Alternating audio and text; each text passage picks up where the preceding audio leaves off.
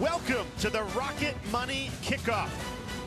We've got some ESPN college football prime time on a Thursday night as the Sun Belt takes the national stage here in Statesboro, Georgia, where there is an awesome atmosphere at Paulson Stadium. The Georgia Southern Eagles hosting the Southern Miss Golden Eagles.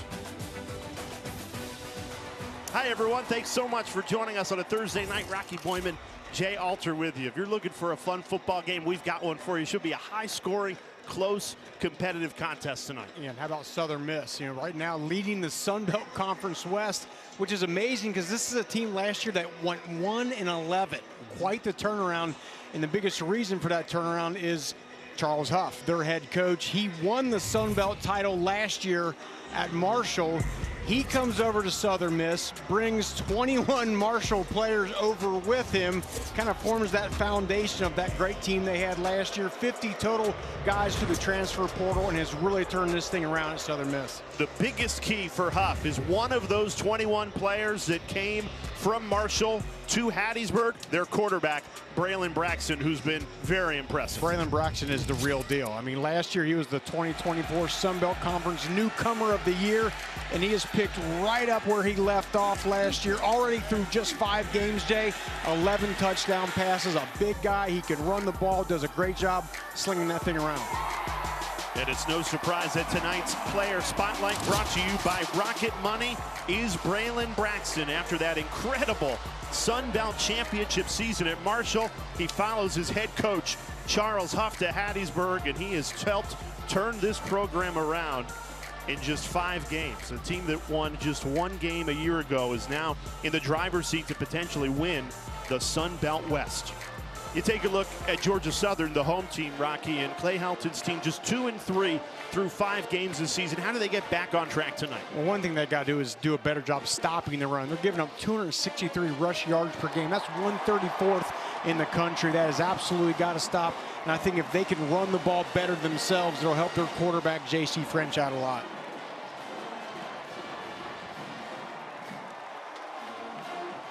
Now they feel like they've got the head coach who can get them going this season. Still a lot of football in front of this Georgia Southern team. There's the head coach, Clay Helton.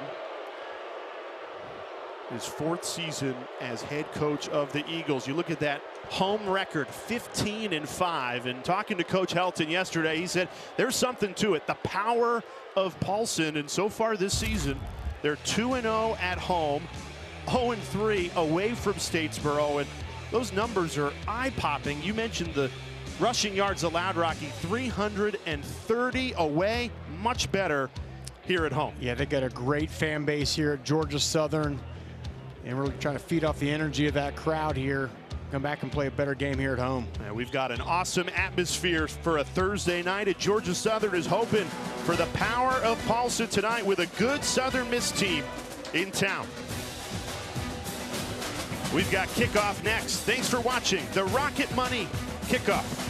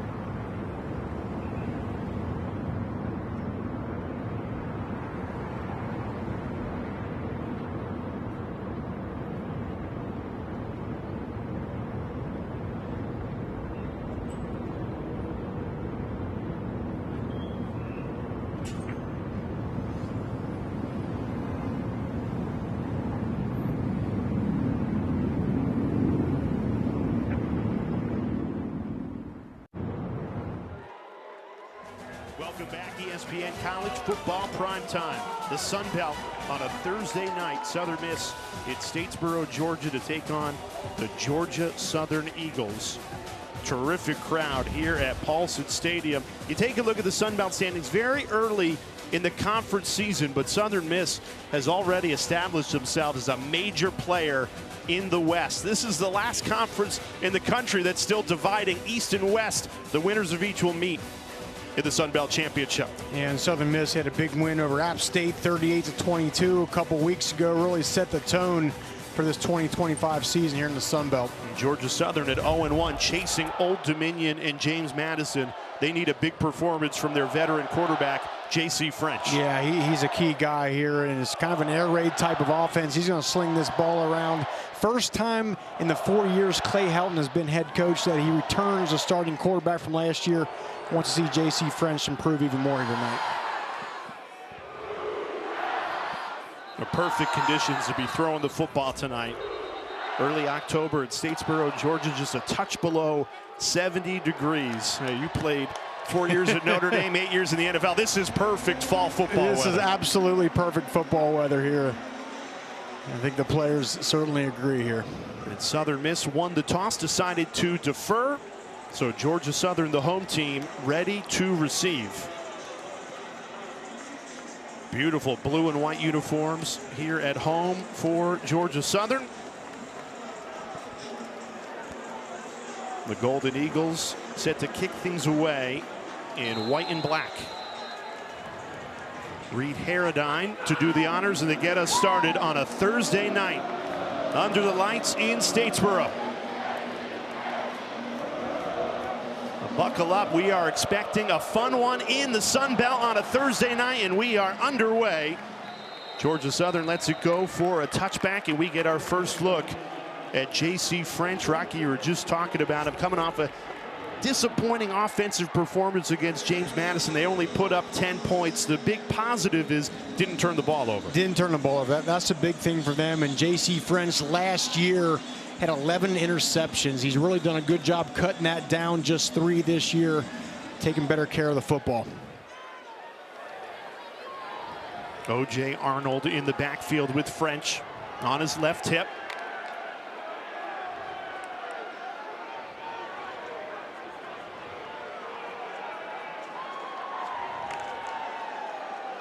And Arnold gets the carry. Immediately met by Michael Montgomery. This Southern Miss defense, so good and so strong, getting to the football in the run game. Yeah, this defensive line for Southern Miss is the real deal. They got some game wreckers and a bunch of guys even on the bench that they'll rotate in. Very deep unit. But you already see from J.C. French, he's in full control of this offense. He's not looking over to the sideline for the checks. He's doing it himself out there. Set to throw, releases it on 2nd and 9. A broken tackle for a Georgia Southern first down. That's Camden Brown, the transfer from Auburn, a gain of 10 to move the sticks. And it's a great idea to get Camden Brown going early in this game. He's coming off a 5-catch, 111-yard performance last week. Get your best playmaker going early. You have 4 in blue, somebody to keep an eye on tonight. As J.C. French and Clay Helton try and establish their offense coming off a 10-point performance against James Madison. Play action, French escapes left and slides. That's a gain of 1.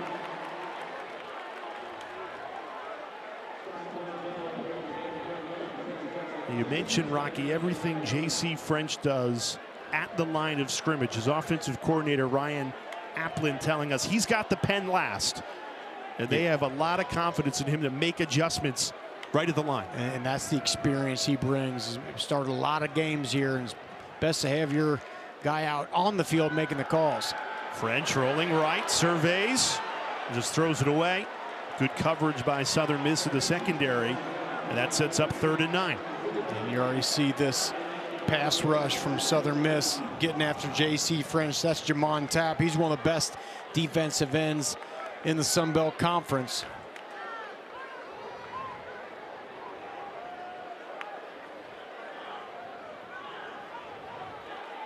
J.C. French and the Eagles offense trying to keep the opening drive alive. First down marker at the 46-yard line. It's Camden Brown going in motion. 3rd and 9. French looking left, throwing left, and it's well defended. Anthony Richard all over it. Great pass breakup And Georgia Southern forced to punt it away. And this is just fantastic coverage on the outside. Anthony Richard. This is a great secondary they have too, but you can see he's reading him man to man, but as soon as the receiver puts his foot down in the ground, comes forward, breaks the pass up. Great job of defense there.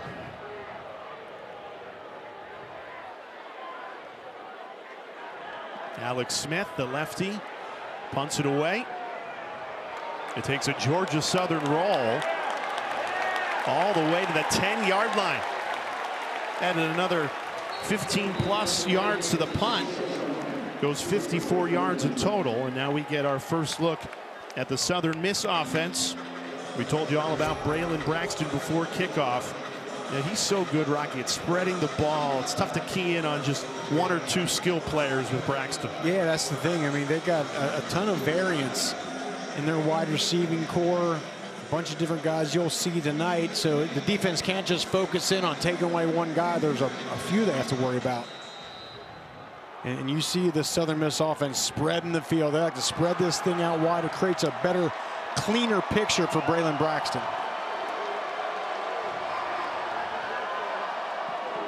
And off Jeffrey Pittman, right up the middle, defended well by Georgia Southern. And that rush defense is the big key for the Eagles tonight. In their 3 losses, they've allowed more than 300 yards rushing. They've got to dial that in. And the main thing, Jay, they got to do, I was going crazy watching film last week of these guys. They got to set an edge. They had no edge to their defense the last couple weeks, certainly against JMU. They must have that here tonight. 731 yards after contact. That's missed tackles. No missed tackle there. Micah Davis hit immediately and dropped by Brendan Harrington. Only a gain of 1. And there you go. That's point number 2. They got to tackle better, especially in that second and third level. Last week was terrible tackling on the back end there for Georgia Southern. Great job so far. Paulson Stadium gets loud for the first time. 3rd and 7. Georgia Southern's got to be careful about Braxton running right here. Hands it off. Pittman tripped up and brought down just shy of the first down marker. Needed 7, only got 6. And from your own 18-yard line, Charles Huff has to punt it away. And that's a great start to this football game for Georgia Southern. Again, their defense has been leaky the last couple weeks there. Fantastic start. Reed Harradine out to punt it away. He's also the kicker and does kickoffs for Southern Miss, so he's been busy the last couple of weeks. Flag in the backfield where Harradine punted it away. Our first penalty of the night. Let's get the call.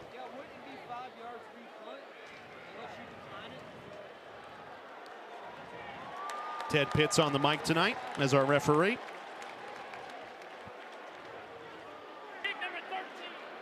During the kick, holding, kicking team, number 13. That 10-yard penalty will be added to the end of the run. Dead ball spot, first down. Georgia Southern ball as both defenses dialed in to start this one on a Thursday night in the Sun Belt.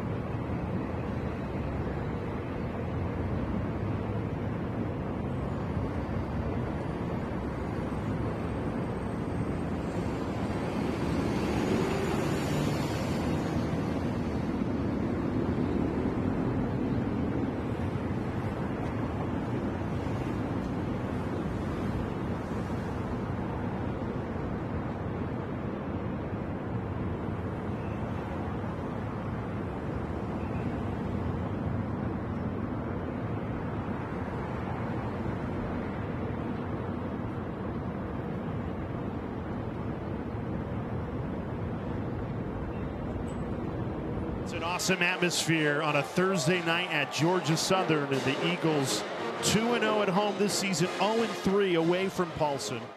Part of that, Rocky, and sometimes we overcomplicate it, the offense really good at home, and they've struggled away from Statesboro. Yeah, it's just something that, you know, they got to, as they get here at home, maybe feed off that crowd a little bit, but settle in and get a little balance running and throwing the ball. Favorable starting field position after there was a penalty on the punt.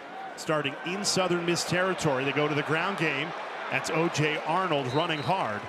Chris Jones swallowed him up after a gain of 2. And the Southern Miss defense, Jay, is fast. It looked like they had 2 guys leading around the end there, and it was open, and then all of a sudden it wasn't. Empty set, quick hitter, bubble screen. It's caught by Cam Brown. He's tripped up, but it does set up a 3rd and manageable here in what is likely 4-down territory for Georgia Southern. I think it absolutely is here. Even on 3rd down, if you can just get a few and set up a more manageable 4th down. 3rd and 3 as J.C. French in the offense up the tempo. Handoff, Arnold falling forward. He's short, so 4th and 1. You have to imagine that Clay Helton will leave his offense on the field here.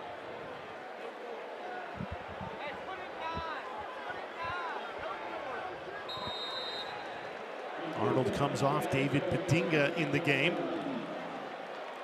And Southern Miss runs an odd front. And they got that big nose tackle, Isaiah Gibson, right over the center. And French goes under center for the first time tonight on a 4th and 1. Big play early in this game. Southern Miss trying to turn him over on downs. French, quarterback keeper, pushing that pile. And he does for a Georgia Southern 1st down. Yeah, it's key early on. Get your offense some confidence. You're coming off a game last week where you only scored 10 points. And it's important to score early, get off to a faster start.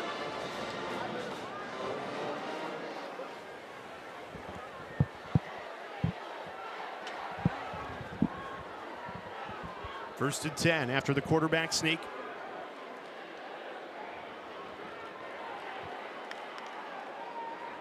Play action, French slings it right back to Brown. That's been the top target for French tonight. 3 targets already.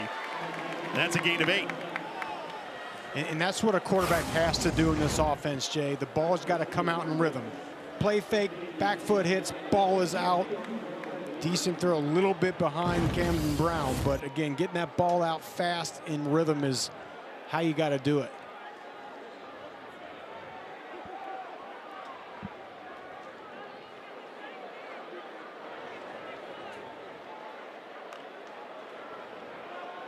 Flea flicker. How about this? French taking a shot.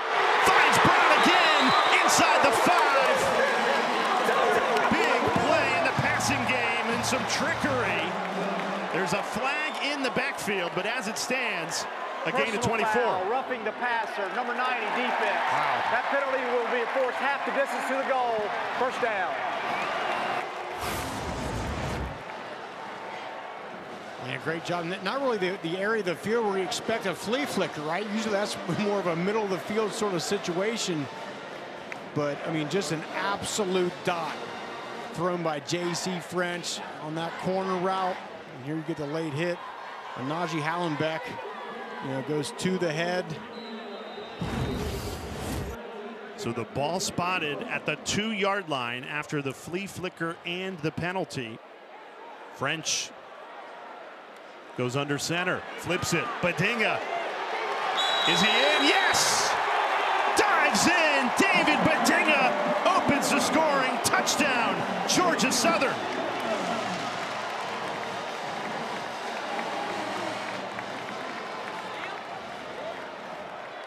Bedinga, Jay, is not very tall at 5'7", but he packs a punch. Watch this. I love the tempo. They get to the line, quick pitch, and then he's going to find 23 Anthony Richard, bang, and just run right through that tackle. Now that's a way to fire up your offense, start running the ball effectively down there where it counts. But Georgia Southern capitalizes on the short field. They go 48 yards. It's 7 plays.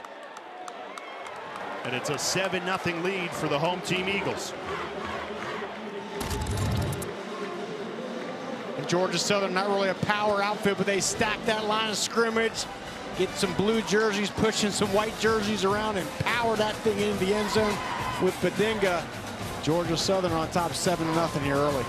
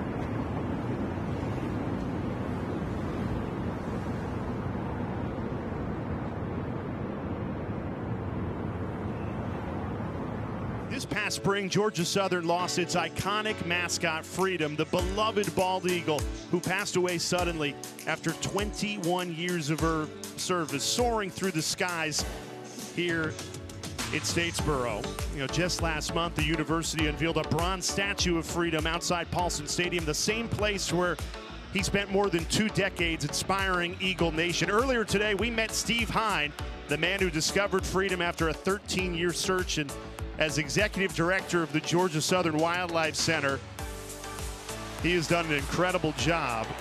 He's got to be happy with the Georgia Southern start here. 7-0 lead for the Eagles here at home.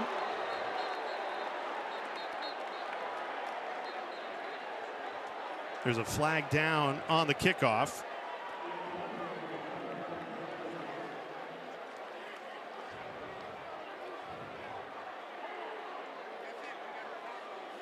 Holding, number 13, return team during the return. 10-yard penalty, first down.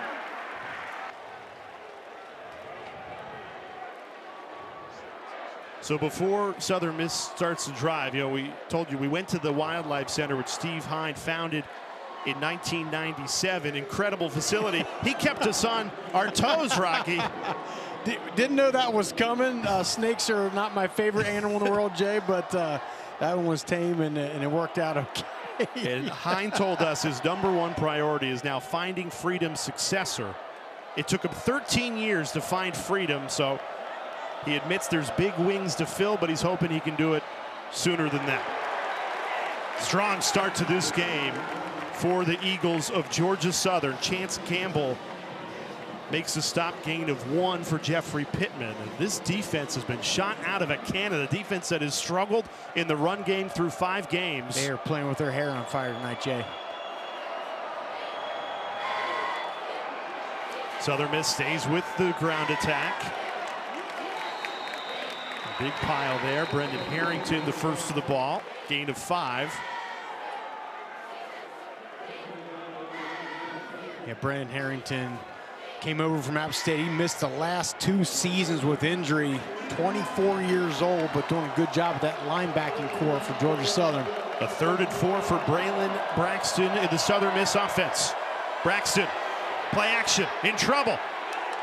Trying to push that pile, falling forward, and he got there.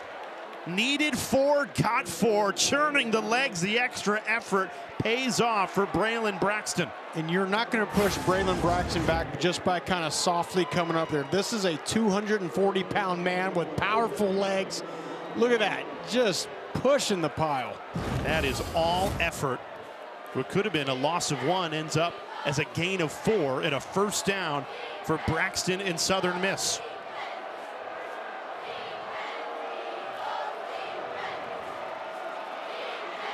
Hole finally opens up in the run game for Pittman. He powers through it for a gain of 5. Justin Myers, the safety, came up to make the stop. Yeah, Pittman's one of the 3 or 4 backs we'll see for Southern Miss tonight. He was injured a little bit early in the year, came back last game versus Jack State.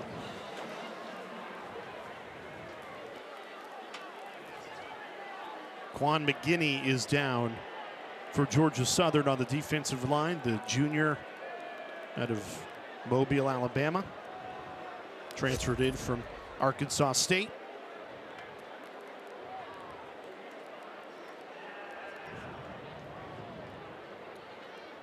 And Georgia Southern can't take many more injuries on that defensive line, an already depleted unit.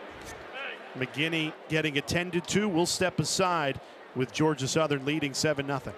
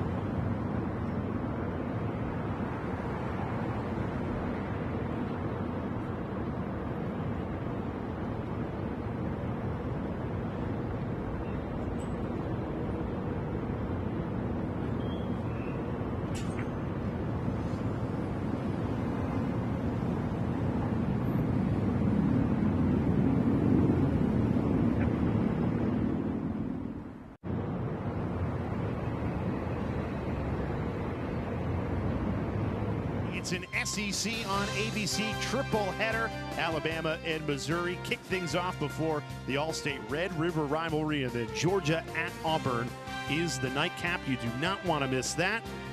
How about Missouri? Ahmad Hardy, a year ago, he was playing on a Thursday night in the Sun Belt with ULM, now doing big things for the Tigers as they prepare for Alabama. 2nd and 5. Tracy Hill Jr., loss of 1. And without Quan McGinney, who went down before we stepped aside and walked off the field under his own power, this run defense continues to deliver. You can tell this is what they really worked on during that bye week, the perimeter tackling. Great job so far.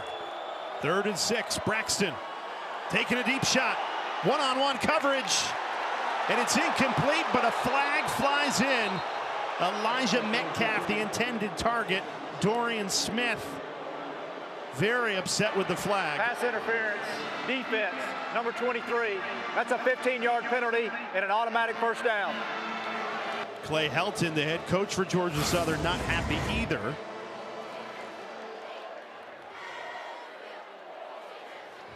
I mean, there was a little bit of contact, but I could live with that not being called in that situation. So Smith, not enough. Doesn't turn that head around. Yeah, I mean, that's the thing. If you can always get your head around, they're going to give you more benefit of the doubt. But I'm with Clay Helton. I think that's a flag that could have been kept in the pocket. So instead of Southern Miss punting it away, it's a 1st and 10 for the Golden Eagles offense. Play action again. Braxton, plenty of time, good pocket. Going deep again to no avail. He overshot Micah Davis. What a great job of coverage by Chance Gamble. Because it was really a 2-person route and a double move trying to catch Chance Gamble sleeping. You'll see it at the top up there, right there. And you try to double move, but Gamble was on the spot. First 7 plays of this game, Southern Miss ran the football. The last 2, they've gone to the air. Big hit. Braxton absorbed it. 240 pounds, and he went down hard. Aiden Jackson and Dorian Smith laying the lumber. That might be the hardest hit I've seen Braylon Braxton take all season. And when you're giving up about 30 pounds, if you're Aiden Jackson, you better bring it. He did. Sets up another 3rd down test. 50-yard line is where the first down marker is.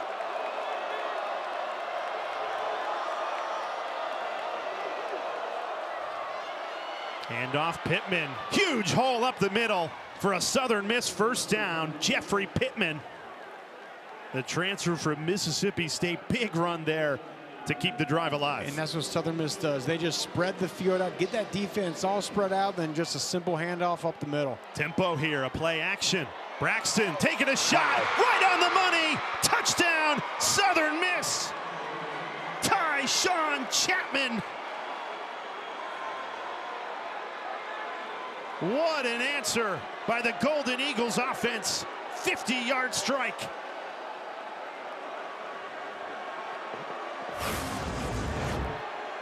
And what Braylon Braxton's going to see is this is middle of the field open. There's a safety there, safety there. So where do you attack? The middle of the field. Watch this come right through there. Bang.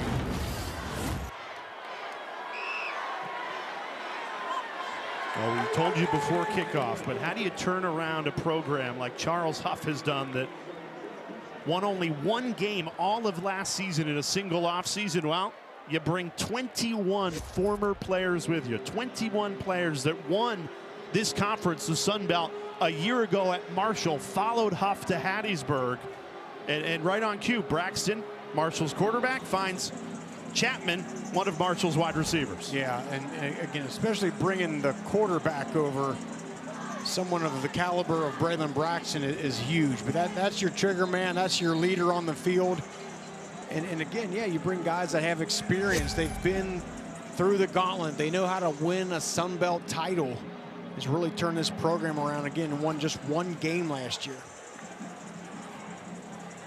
And that 50-yard touchdown from Braylon Braxton to Tyshawn Chapman, the longest offensive play for Southern Miss on the season.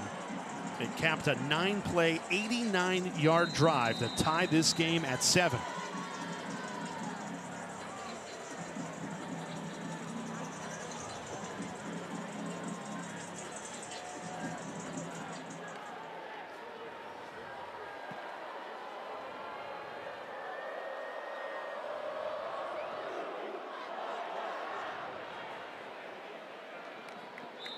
Well, Georgia Southern will get the ball back, and their offense an opportunity to answer. When they went into the bag and pulled out a flea flicker, punched it in, and now can you string positive possessions together if you're J.C. French and Clay Helton's offense? And that's part of it. You know, early in the game, you got your first 15, you got kind of your game plan coming in, but at this point of the game, it becomes what adjustments is Southern Miss making and how can we counter those adjustments? That'll be key moving forward.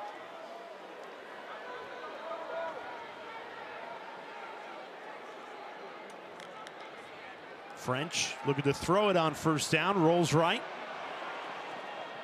Just throws it away. O.J. Arnold, the closest to the football. There's a flag down at the 20. Might get a late hit here.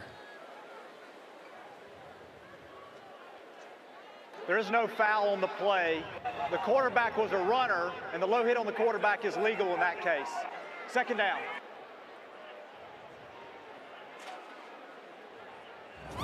Well, Clay Helton has not been happy with this officiating crew so far in the first quarter. Exactly. And he's letting them know it. I think that headset spent more time in his hand than on his actual head. He's going to be on the ground here soon, I think. So a 2nd and 10, no penalty. French puts Dalen Cobb in motion. Pump fakes, then throws it, and he got hit as he threw. There's another flag down.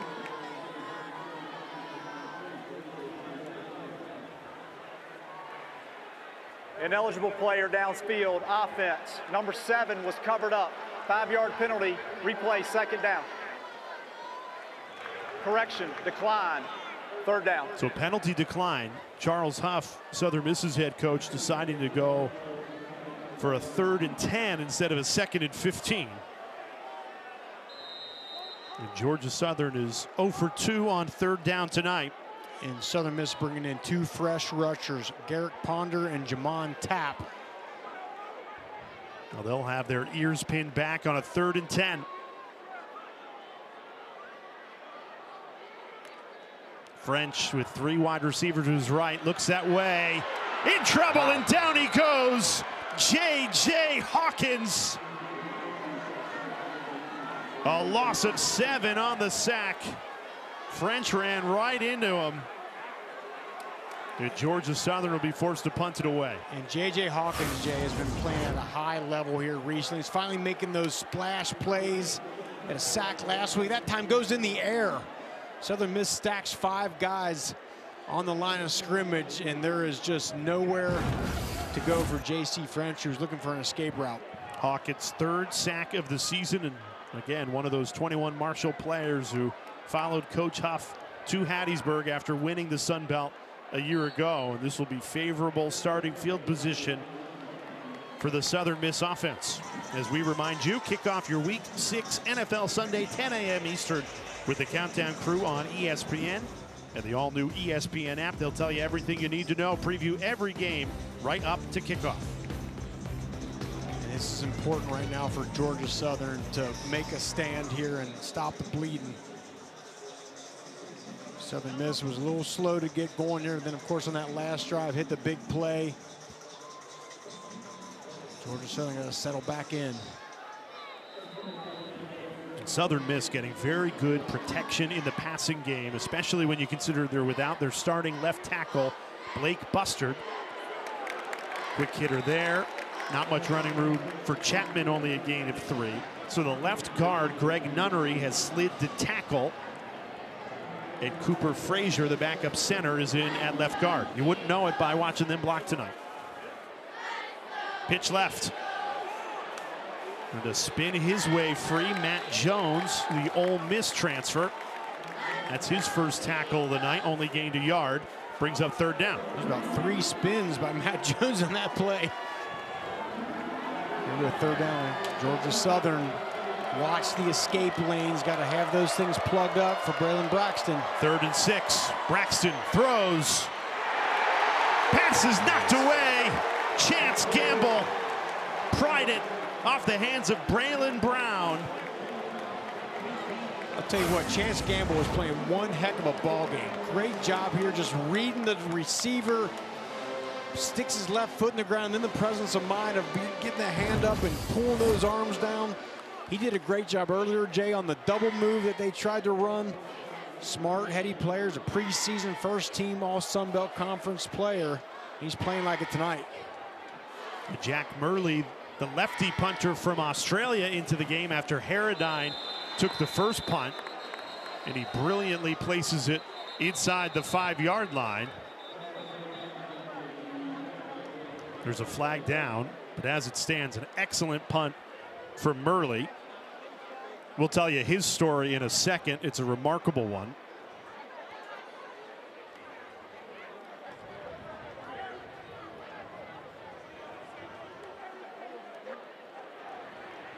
During the kick, holding for 45, receiving team. That penalty is enforced half the distance to the goal. First down. So Jack Murley, he is the oldest player in college football. He is a 30-year-old freshman. So he comes from Australia, like a lot of punters do, making the move from down under to college football. And he's missed the last 2 games because he had a family emergency back in Australia. So he hops on a plane, makes that long journey, handles his family situation, flies back, arrived on Sunday, and did not take the first punt of this game, but he took the second one and couldn't have done it any better. This ball placed inside the 3-yard line.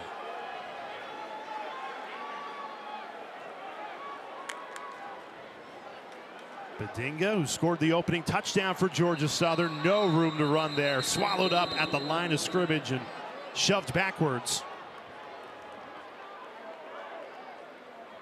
Joseph Harper shot in there for Southern Miss.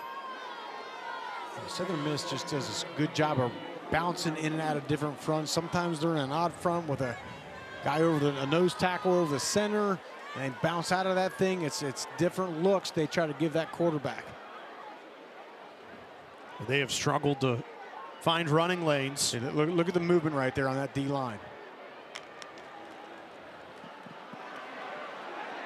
Bedinga was patient there, and no hole opened up for him. Isaiah Gibson Jr. stops him for a gain of 2. So how would you go attacking a Southern Miss defensive line that's sometimes in 3, sometimes in 4? If I'm Georgia Southern, I'm going more tempo. I'm getting up to that line, snapping that ball faster, and not allowing them to bounce in and out of different looks. Gibson, who just made the tackle on the previous play, stays down and is getting attended to by the medical staff. Yeah, I mean, that is the way to battle a defense that's trying to spin in and out of different fronts and coverages. As you go some tempo, you get up the line and you snap that ball. I'm actually a little surprised. I thought we were going to see some more tempo out of Georgia Southern offensively here tonight. Well, when they scored the touchdown, they hit on the flea flicker and then immediately got to the lane. That's how you keep a defense out of stemming around and jumping in and out of things.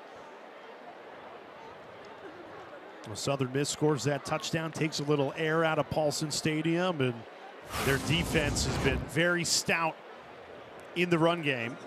And there he is right there in that whole mass of humanity.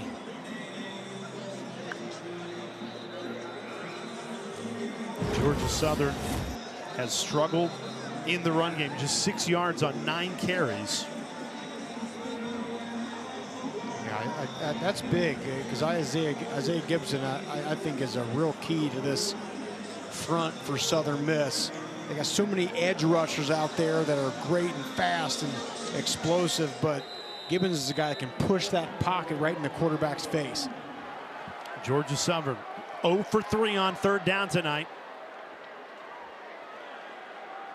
Cobb in motion. French looking left. Pump fake. Now lets it fly. And it's knocked down, incomplete. Anthony Richard in coverage on Marcus Sanders. And French was just a little late on that throw, Jay. Remember I said in this offense, you got to get the ball out in rhythm. And if it's just a heartbeat sooner, it allows the receiver to be able to come up with this, but just a little bit late, and Richard is able to step in front, and he's lucky that thing didn't get picked. Alex Smith, the junior, also from Australia, punting it out of his own end zone. Elijah Metcalf runs over, fields it just short of the 50 and takes it into Georgia Southern territory, where Southern Miss will take over in very favorable field position.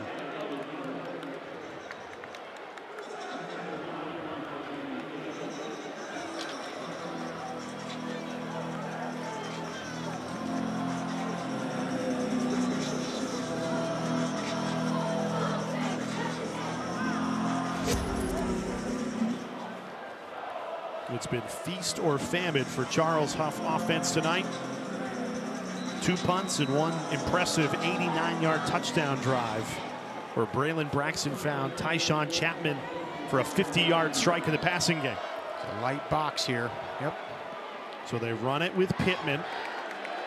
And Rocky, we were talking this week. You think Braylon Braxton does an outstanding job looking at the box, seeing if his offense has numbers and going with the run. Yeah, it's a math problem. You know, you're saying, hey, we got 6 or 7 guys, they got 5, boom, we're handing that ball off. They start to balance this thing up, then you go the pass like this. Good protection. Braxton steps up, wide open, busted coverage. It's Southern Miss capitalizes. Elijah Metcalf takes Southern Miss into the red zone on a gain of 29. And that was all the offensive line, Jay. He has forever to throw this ball. This progression, he's not supposed to be able to get back all the way to the opposite side of the field like he did. But credit that O-line for giving him the time, and great catch by Metcalf. Braxton keeps it, throws to the end zone. That's a penalty. That's clearly defensive holding. Morris had no chance to catch that ball. A touchdown saving penalty if you're Georgia Southern. That's true. Holding, defense, number 29, half the distance to the goal, automatic, first down. Because Morris had Collier beat. And they bring a rail route right up the sideline, and yeah, Collier is beaten. Goes ahead and holds Caden Morris. 20 seconds remaining in this first quarter. Georgia Southern scored the first touchdown of this game, but it's been all Southern Miss since. Georgia Southern defense playing so well early, but then a couple busted coverages, a couple penalties. Got to get it back together. First and goal, Braxton tried to pick out Braylon Brown on the slant route and just missed him. Who else? Chance Gamble making more plays out there. This area of the field, Jay, quarterback a lot of time likes a little ISO slant route. He saw it up top. Thought he liked the matchup, but Chance Gamble was playing high-level football here tonight.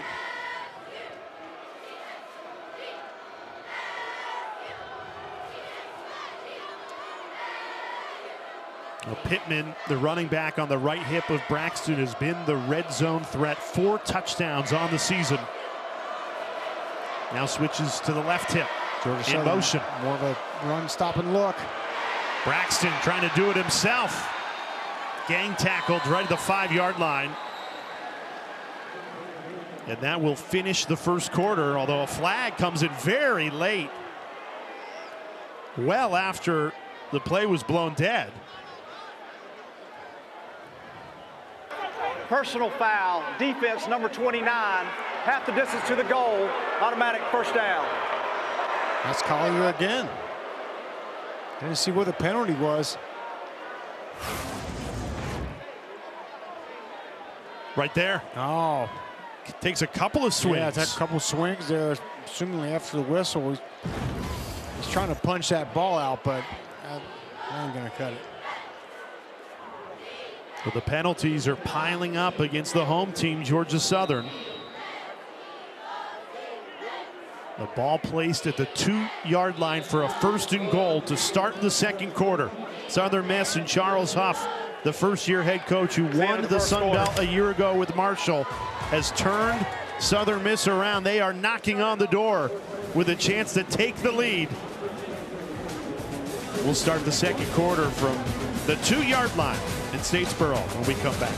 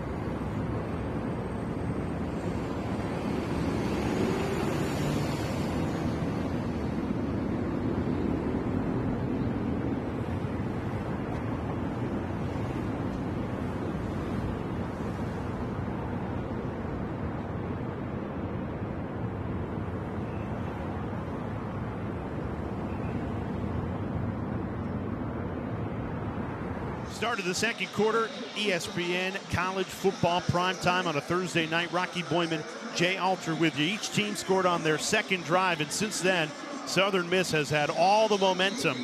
A program looking for their first road win in nearly 2 years. November 2023 starts the second quarter from the 2-yard line. They hand it off. Pittman bulldozing for the touchdown. Jeffrey Pittman, the transfer from Mississippi State, powers it in to start the second quarter with a Southern Miss touchdown.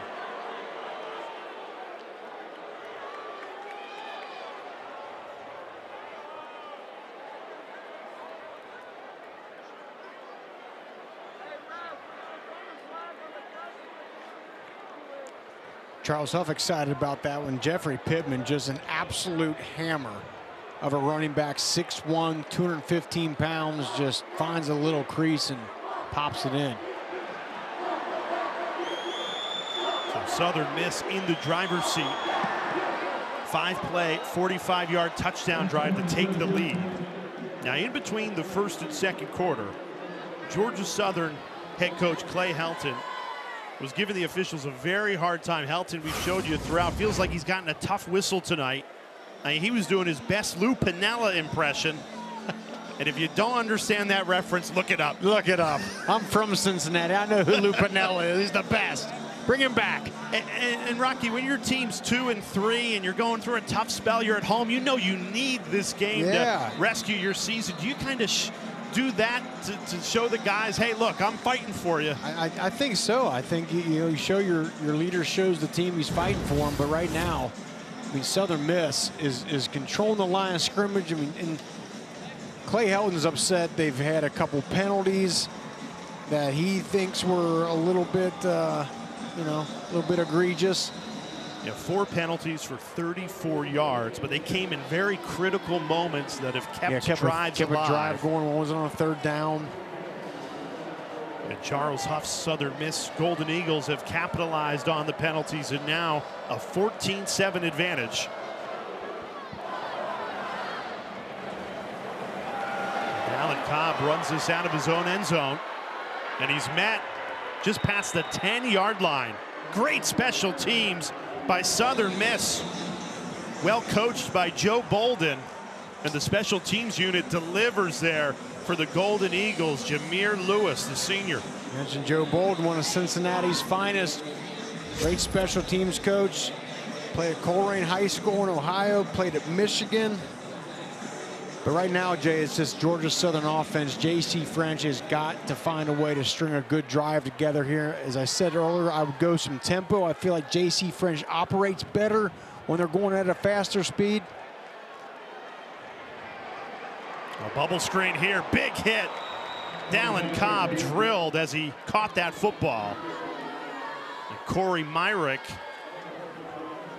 And Southern Miss, Jay, has some heat-seeking missiles in that back end. Corey Myrick, Ian Foster. I mean, 2 of the very best in the Sun Belt flying around out there. A lot of football left in this game, but this feels like a massive drive for Georgia Southern to get some momentum back in this game. That play could ignite the drive. Camden Brown, gain of 20. There we go. Always a good idea to find your best wide receiver in crunch time. Camden Brown shooting the ball there, allow him to miss a tackle. And now French showing that urgency, upping the tempo. And he throws an interception. Went a little too quickly that time. And Southern Miss picks it off. Jonathan Penix is an interception. First down, Southern Miss. Penix read the eyes of French. The Virginia Tech transfer with a huge interception. You mentioned, Jay, they went tempo, which I think is a good idea. It helps the picture, but you still can't throw the ball into coverage. You still can't force one. And cornerback there was just sitting on that. Penix. A great job of him. Look at him, has eyes on the quarterback, sinks his hips. He's there squatting in the flat there and just jumps right in front of Dallin Cobb.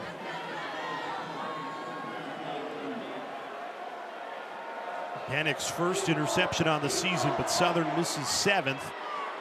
Braxton trying to run it himself on first down. No gain. And this is kind of what Southern Miss does. You watch them all year, it's just kind of bubble screens to the perimeter and some zone runs, some gap runs, kind of lull you to sleep, and then they just take a shot downfield like they did earlier, and I would expect another one here soon. It might be right now. Braxton seeing who's open. There's a flag that flies in the backfield. Nobody was open, so just threw it away. Holding, 67 offense. 10-yard penalty, replay, second down. It's against the center, Broderick Roman. Yeah, Braxton wanted to take a shot there. Wasn't there, so Good job of him not trying to force that ball in.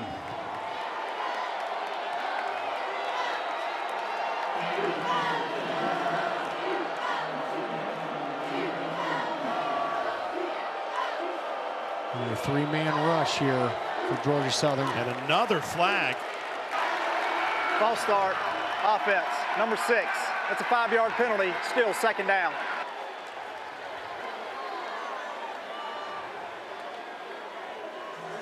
So if Georgia Southern defensively lines up the way they did before the penalty, they're going to put 3 on the line of scrimmage, only rush 3, drop 8 into coverage.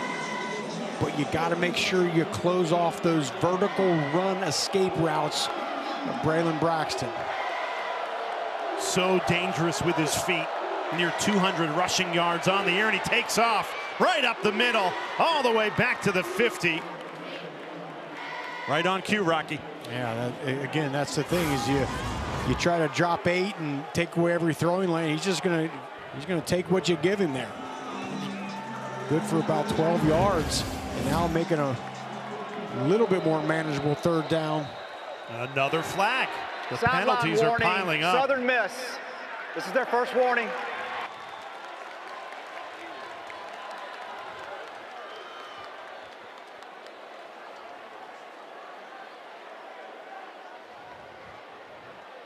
Charles Huff not happy now. Ted Pitts, our referee, he might get a SAG card after this first half. Let's say it's not a contest. All right, for Southern Miss, big third down here. If I'm Braylon Braxton, I'm looking for Carl Chester. That's his #1 target. There he is at the top of the screen. His old buddy from Marshall. False start, 55 offense, 5-yard penalty, still third down. And the crowd brought that flag. Paulson Stadium getting into full voice ahead of a third down, and now it's 3rd and 19 after the penalty. Carlos Slayton dancing around. All right, here we go, boys. Let's Listen get a to playoff. this crowd on a 3rd and 19.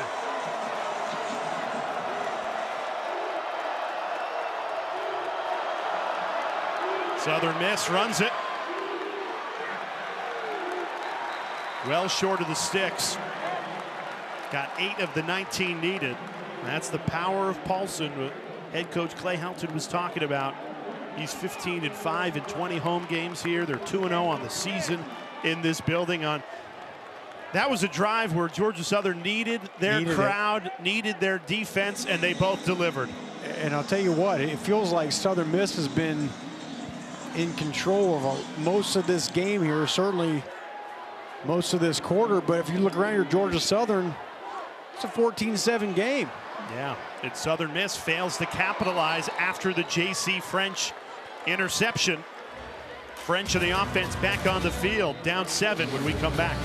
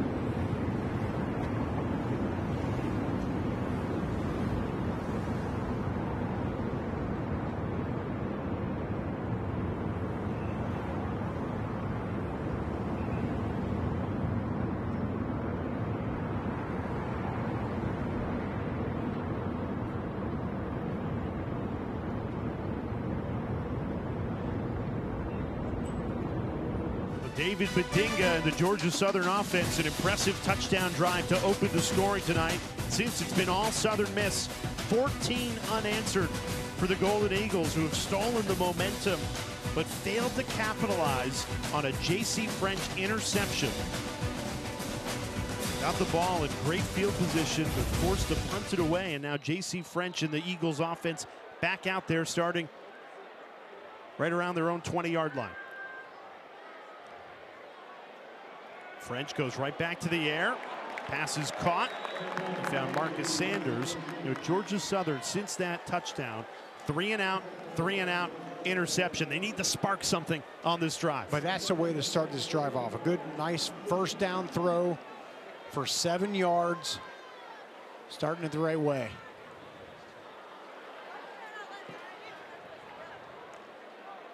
Second and 3, French. Quick hitter to the flat. Bedinga, who scored that opening touchdown we just saw, takes it for a Georgia Southern first down, gain of 6. Here we go. Get to the line. Let's rip off another play. It's just like a little less time being taken here. If I'm Georgia Southern.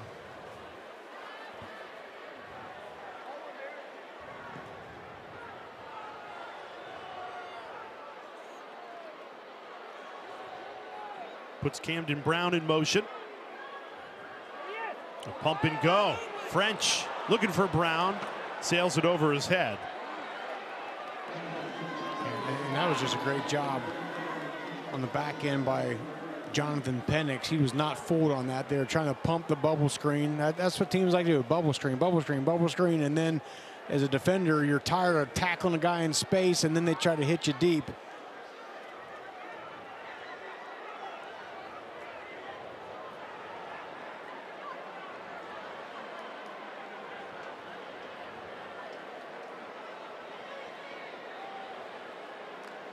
Second 10, play action. Quick release from French, and he goes right back to Brown, and this time connects for a gain of 5. And Jay, we talked about, in my opinion, French wanting to go fast, but also, we said he's a guy that he's in total command. It's almost like too much command. They get to the line, and then he's got all these checks he's got to make, and meanwhile, the defense can get settled in and change their look. Big third down here. 5 yards to keep the drive alive.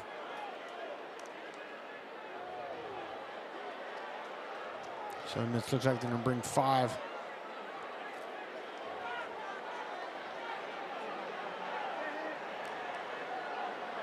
French throws on third down, and it falls incomplete. That throw a little behind Marcus Sanders. And that feels like a missed opportunity by French and the Georgia Southern offense to steal some of this Southern Miss momentum. Yeah, and we're trying to go with a double slant route there. I would like, if I see him in man there, I'd like to have some sort of route combination that, where you get a little bit of a pick and try to get a guy some space to get open, rather than that quarterback having to just put a ball absolutely in the perfect spot. That's a tough throw. And the Eagles now 0 for 5 on third down. Good punt from Alex Smith. Pin Southern Miss inside their own 10. Whoa, how about that? We got random fandom. Nice little teaser. Who's that coming guy? up next?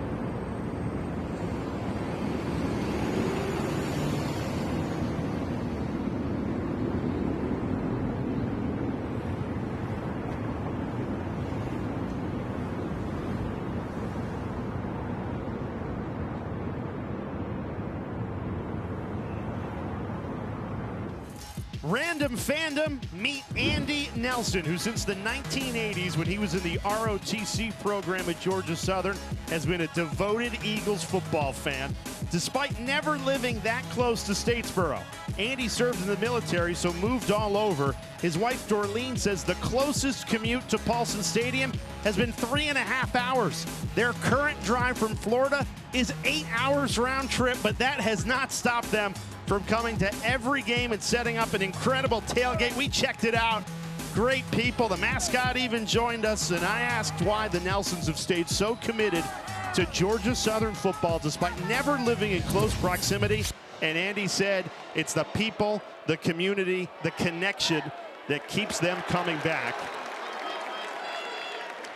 There are the Nelsons in the crowd, a community that has been so important for Andy, especially the last 18 months. He was diagnosed with pancreatic cancer, and despite going through treatments, he relies on his teammates and his Georgia Southern family and has not missed a game or a tailgate in the last year and a half. This is one heck of a fan base they have here at Georgia Southern.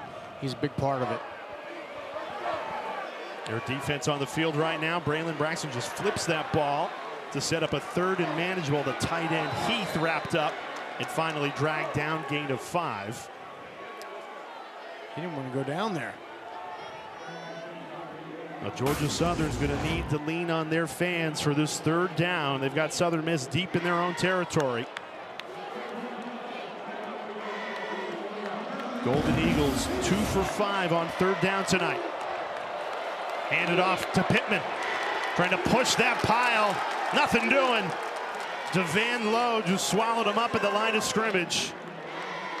And the defense delivers. And they did a great job there, Jay.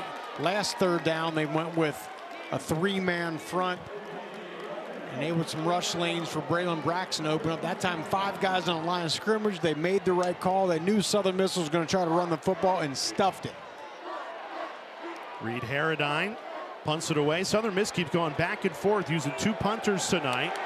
Wow. Short punt, and it rolls backwards out of camera frame all the way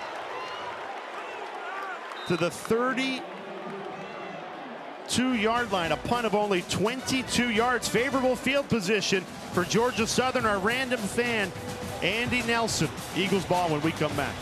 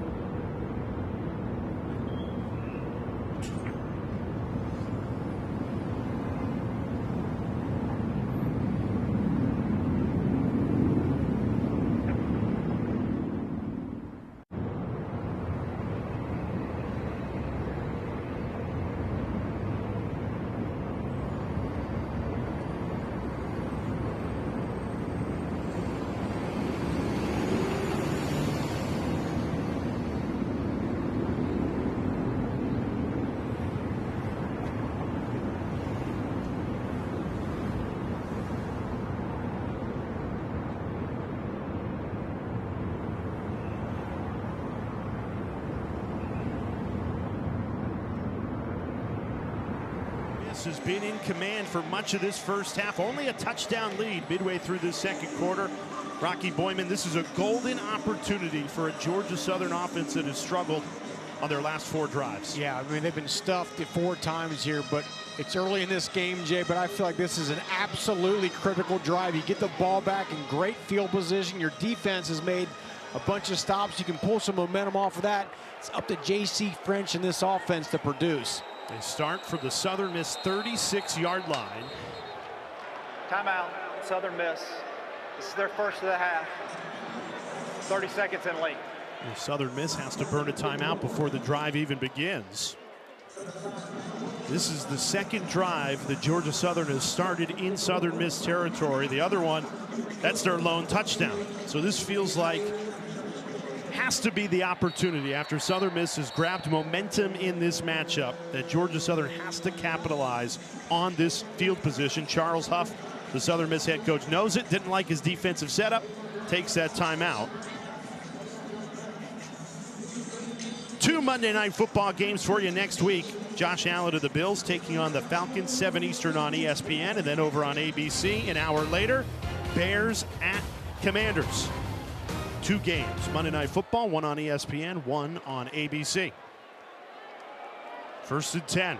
O.J. Arnold trying to establish that run. Georgia Southern has struggled to run the ball all night long. Only 5 total yards rushing tonight. They're averaging less than 1 yard per carry. And again, it's that front for Southern Miss stemming around, and Georgia Southern just has not figured out how to block that thing. As I've said, I think tempo helps that out, but they've got to figure out a way to get some balance. The other thing they got to do is get the ball to that guy right there. Camden Brown got 6 receptions on the night.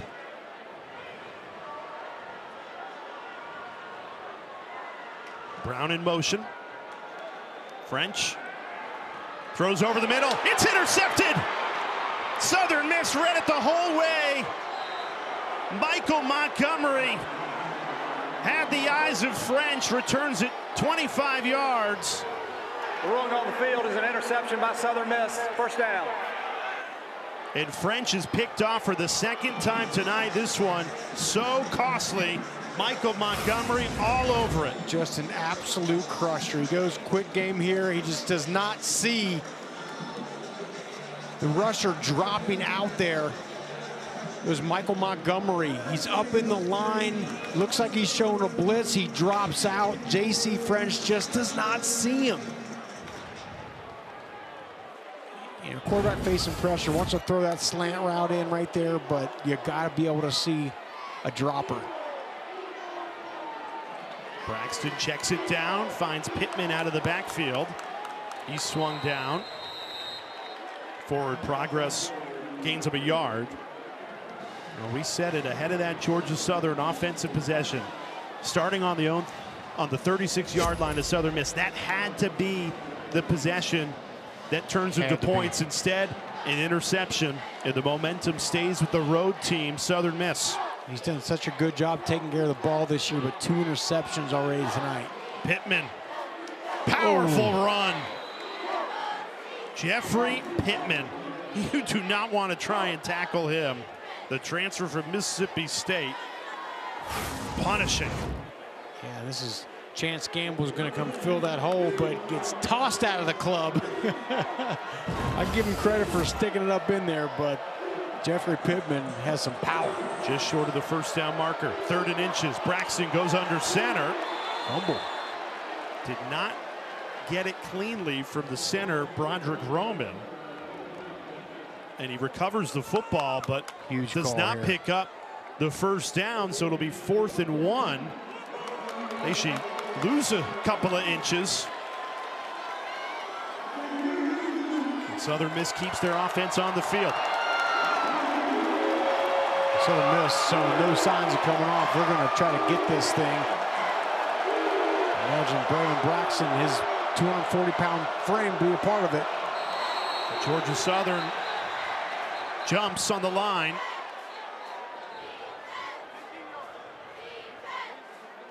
Uche.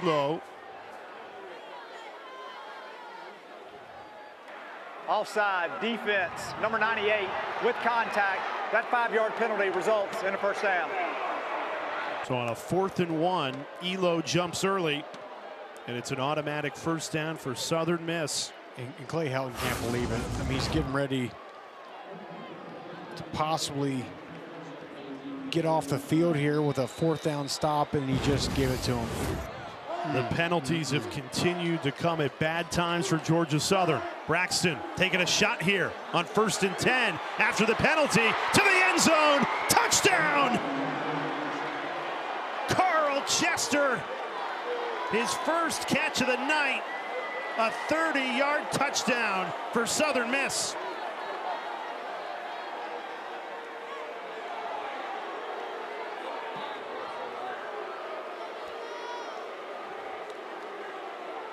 Well, this is his guy, Jay. Carl Chester was at Marshall last year. These guys have a lot of rapport together, and he caught Georgia Southern with a double move.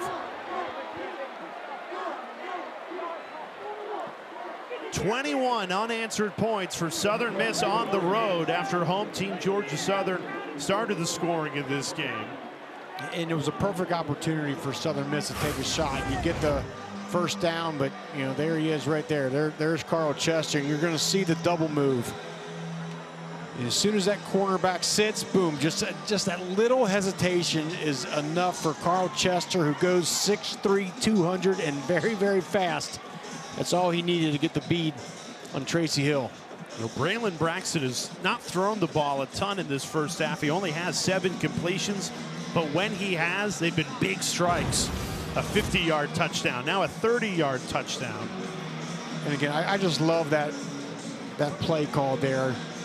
You get the penalty for the first down. You know Georgia Southern's defense is going to be all dejected and pointing fingers, and what do? You go for the hammer. The big play up top, and you complete it.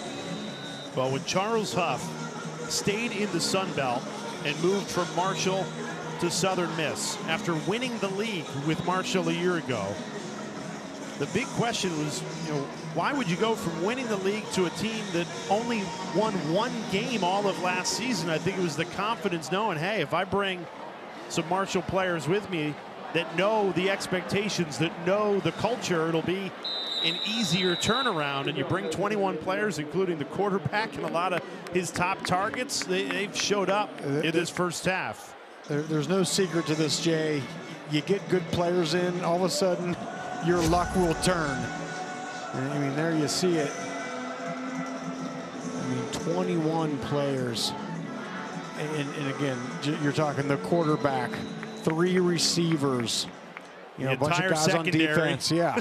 It has led to a smooth transition. You know, the one thing that has plagued Charles Huff's team this year is they have not won on the road yet this season. Lost to Louisiana Tech. False start, offense, number 4. It's a 5-yard penalty, still first down.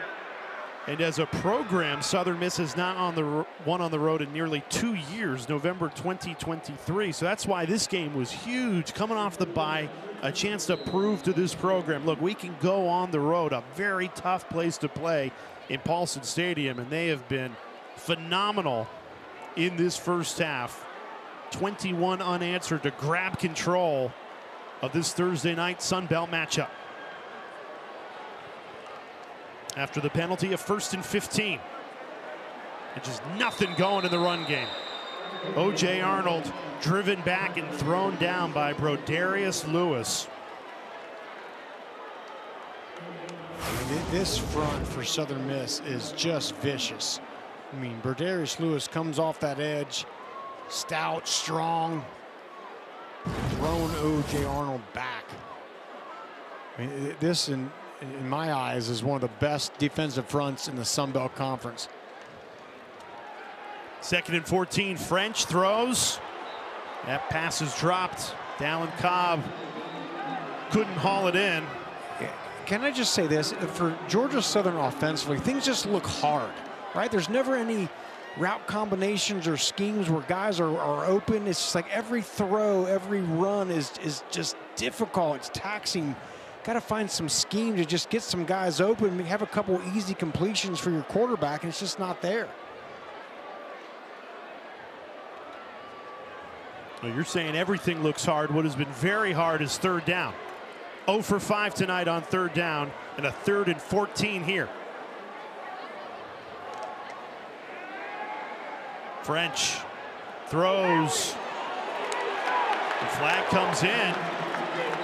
2 flags, one in the secondary, one in the backfield, as French took a big hit as he released that ball. So the penalties could extend the drive here for Georgia Southern. There's 2 fouls on the play, both on the defense. Personal foul, roughing the passer, number 33 defense. That penalty is declined.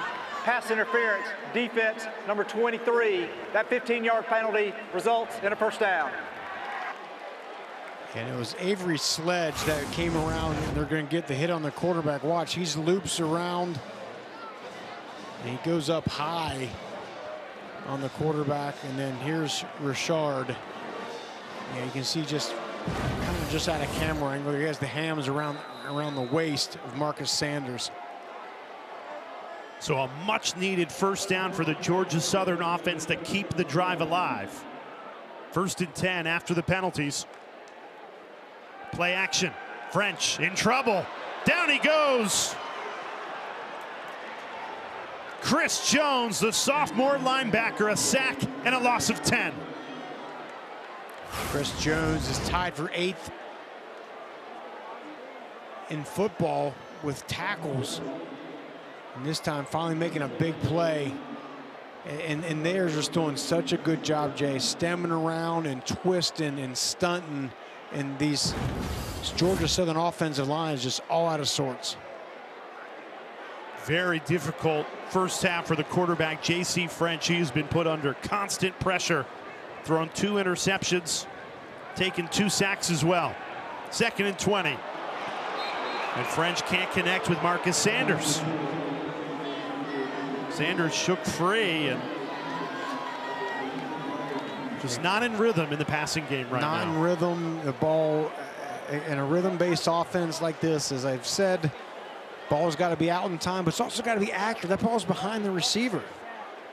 It's got to be where he can catch it and tuck it and get upfield and make some yards.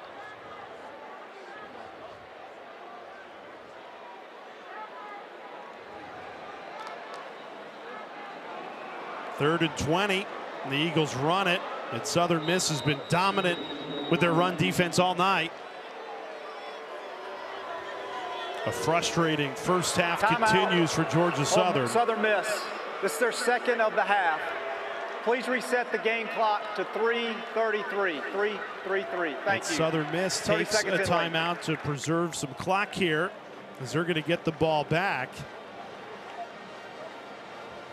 You know, Georgia Southern scores the first touchdown of this game. They get the home crowd behind them. At 3:33. And really, since that moment, it has been all Southern Miss. It really looks like, Jay, that they watched tape all week and during the bye week, and they had a good plan coming in. Their first 10 plays good, but then once Southern Miss started to make some adjustments, they weren't able to counter those adjustments, and Southern Miss has just really been able to take control. I mean, the offense we saw on that first drive for Georgia Southern has looked nothing like the offense we've seen since. J.C. French started this game 4 of 6, 48 yards. Since 3 of 14, just 37 yards and 2 picks. And since that time, it's allowed Southern Miss to go 21 unanswered. And this league could be even more lopsided in favor of the road team Golden Eagles.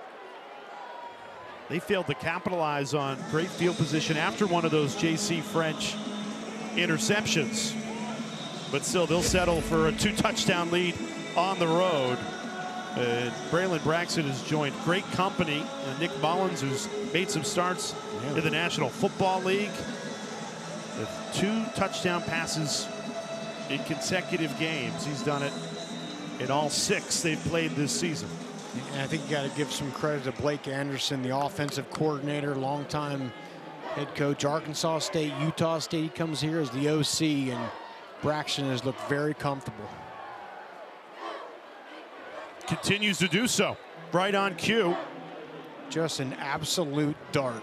I mean, perfectly thrown. Fires it right into Braylon Brown for a gain of 17. Plenty of time here for Southern Miss ahead of halftime. 3 minutes left of this first half. 1 timeout at their disposal. Pittman falls forward, gain of 2.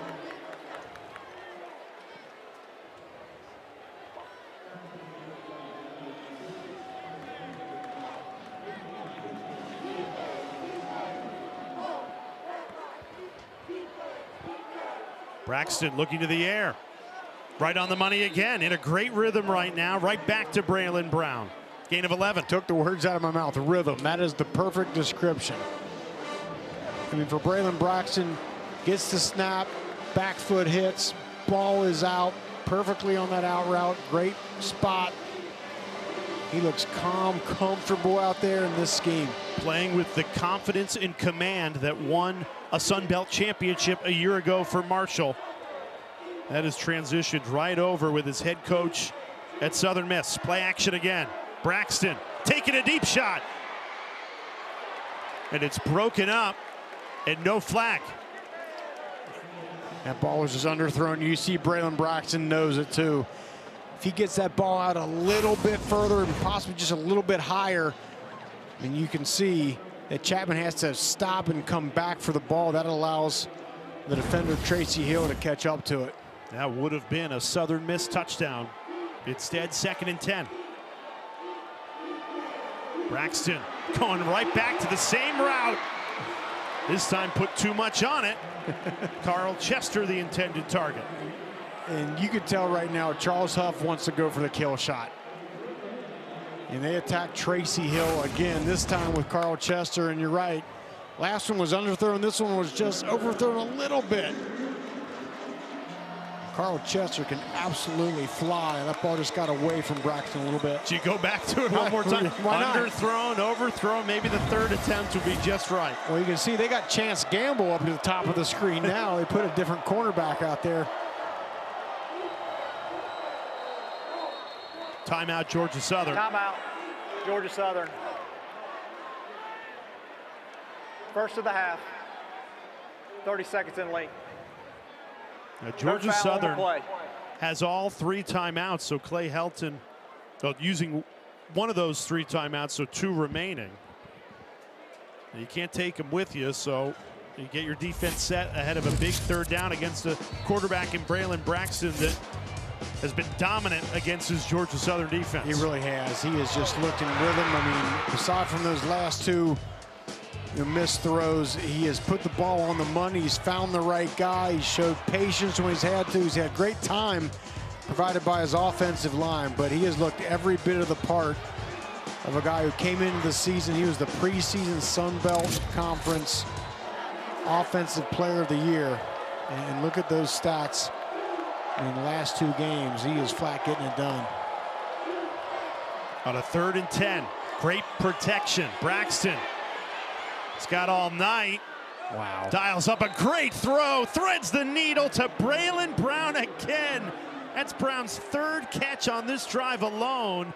A gain of 20. 2-minute timeout. Brings us to our 2-minute timeout. Southern Miss in business again at the 25-yard line when we come back.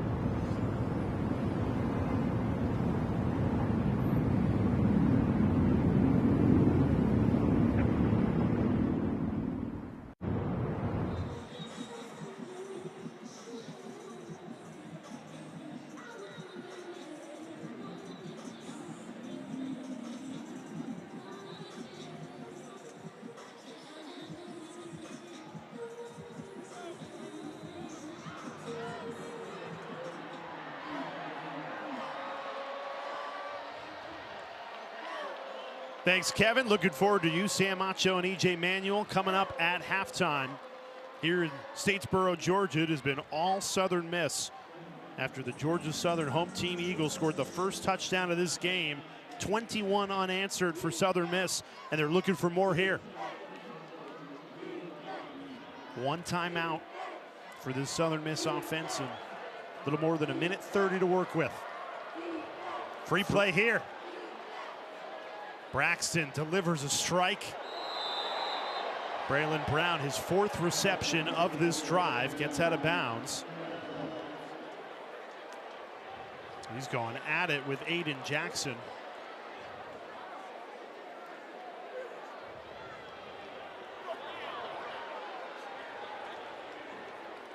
This penalty will be declined.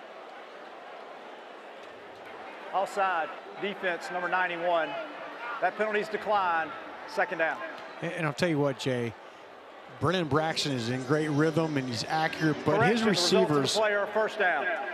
His receivers do a fantastic job of getting open, creating separation. Receivers out there, you want the quarterback to throw you the ball, find a way to create space between you and the defender, and there's 3 or 4 or 5 guys for Southern Miss that do a great job of that. And he has spread the ball. 9 different receivers. Going to some trickery here. Ball to the end zone from Jeffrey Pittman, and a flag comes in. There's a handoff to Pittman, who looked for the tight end, Heath, and it draws some confusion from Georgia Southern and a defensive penalty that'll put Southern Miss in striking distance here. Clay Helton not happy. Pass interference, defense, number 1. That penalty results in a first down. I will say this flag came in pretty late. Way late from the back of the end zone.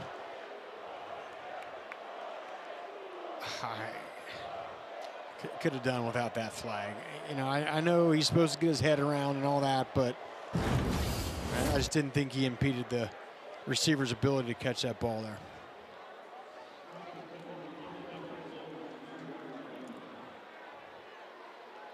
It's a big penalty call because instead of the ball being placed past the 15-yard line, it's 1st and goal from the 2. Southern Miss has gotten a good push on their offensive line all night. Pittman runs right behind him.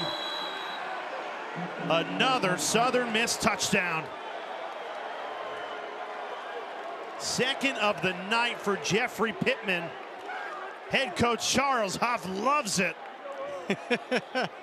He is fired up, Jay. I'll tell you what, it is very clear Southern Miss came into this ball game tonight here at Georgia Southern looking to make a statement, and they absolutely are doing that right now.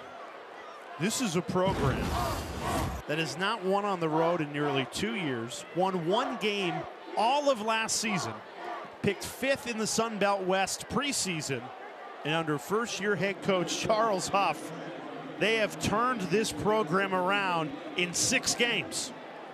I mean, you get the right man in charge, you get the right quarterback, and your fortunes can turn very, very quickly. And Charles Huff told us this week, it's one of the first things he said to us when we talked to him is, you know, I like how our team's playing, but we got to play better on the road. And if we want to go where we want to go in terms of this season and a Sun Belt title, we got to get used to being more comfortable and playing well on the road. Yeah. They're doing that tonight. Well, we asked Huff, look, you know exactly what it takes to win this conference. You did it less than a year ago with Marshall. Is this team capable of winning the Sun Belt? He said, absolutely. He goes, but if we are going to do it, we have to show that we have the mentality that we can take this show on the road. Well, they have done that in this first half. 28 unanswered points at a very difficult place to play. Jay, the thing I see when I look out on that field is I see some top players. I'm talking, this is looks like one of the top rosters in the Sun Belt Conference. They got guys on defense that fly around. You got wide receivers that create separation and make big plays. You got maybe the league's best quarterback. This is a dangerous team right here. Dallin Cobb breaks a couple of tackles, pushes the pile just past the 20.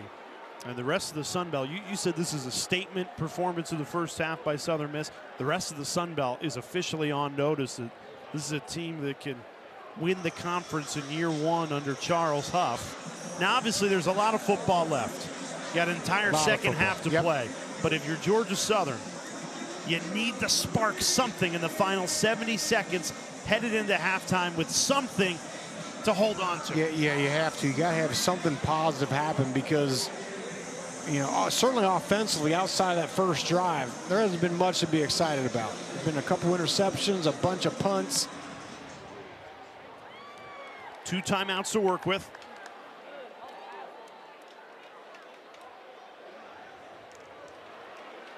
French throwing on first down. Pass is caught. Camden Brown, that's that easy completion that Georgia Southern's been missing in this first half. Gain of 8. Clock ticks down to 50 seconds remaining in the half. 7th catch of the night for Brown, a career high.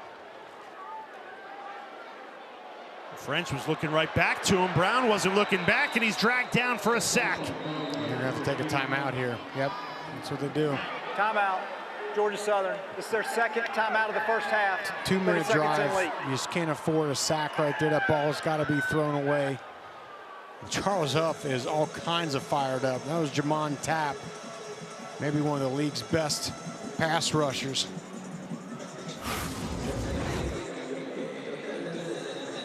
These boys are just coming. I mean, gets upfield, comes back underneath with a little swat and swim of a Robert Wright, the right tackle, and is all she wrote.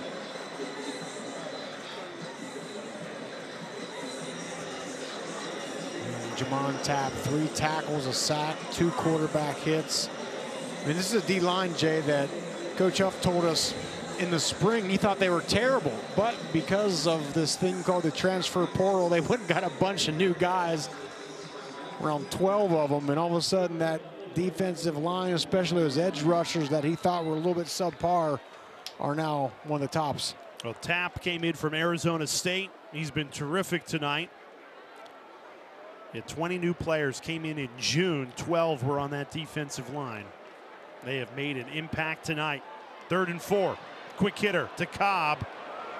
Trying to fight for the first down. Not going to get there. Needed 4, only got 3. Now, what do you go for 4th down here? You haven't exactly been lighting it up. I think you just go into halftime. I think both head coaches that's what they're going to do. That's exactly thinking, what I would do. You don't have to run a play here. No. It's Southern Miss receives the ball to start the second half with all the momentum on the road. They finish this first half with 28 unanswered points. And the Boo Birds are out in Statesboro with Clay Helton's team trailing 3 touchdowns at home. That's the end of the first half.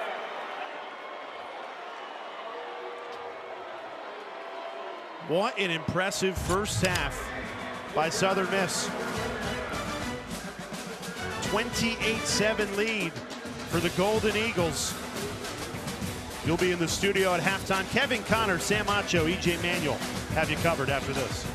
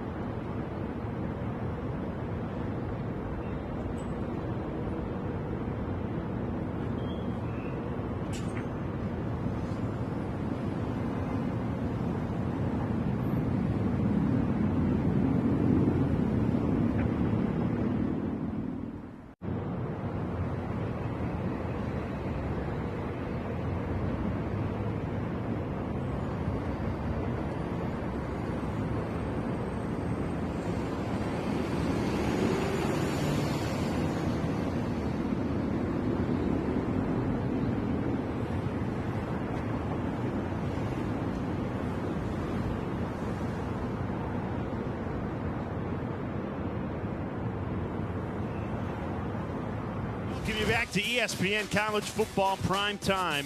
Southern Miss, a statement first half in the Sun Belt on a Thursday night, 28 unanswered. And the road team, Southern Miss Golden Eagles, take a 3-touchdown lead into the second half. Rocky Boyman, Jay Alter with Georgia Southern with a mountain to climb, and it feels like it might be impossible for them to come back the way Southern Miss has been playing so far tonight. It's complementary football. The defense is sacking the quarterback and getting takeaways. The offense is spreading the field, running the ball effectively, pushing the ball downfield. It's a total team effort right now for Southern Miss. And I mentioned that defense making big plays in that secondary. Those guys are fast back there. Talked about the defensive line and all the guys that can get after the quarterback and find a way to get the ball back to Braylon Braxton. This offense, this is Doc Chapman with the seam route, boom, right down the middle of the pipe. And then later finds Carl Chester, and it's been, as you mentioned, Jay, all Southern Miss since the beginning of that game.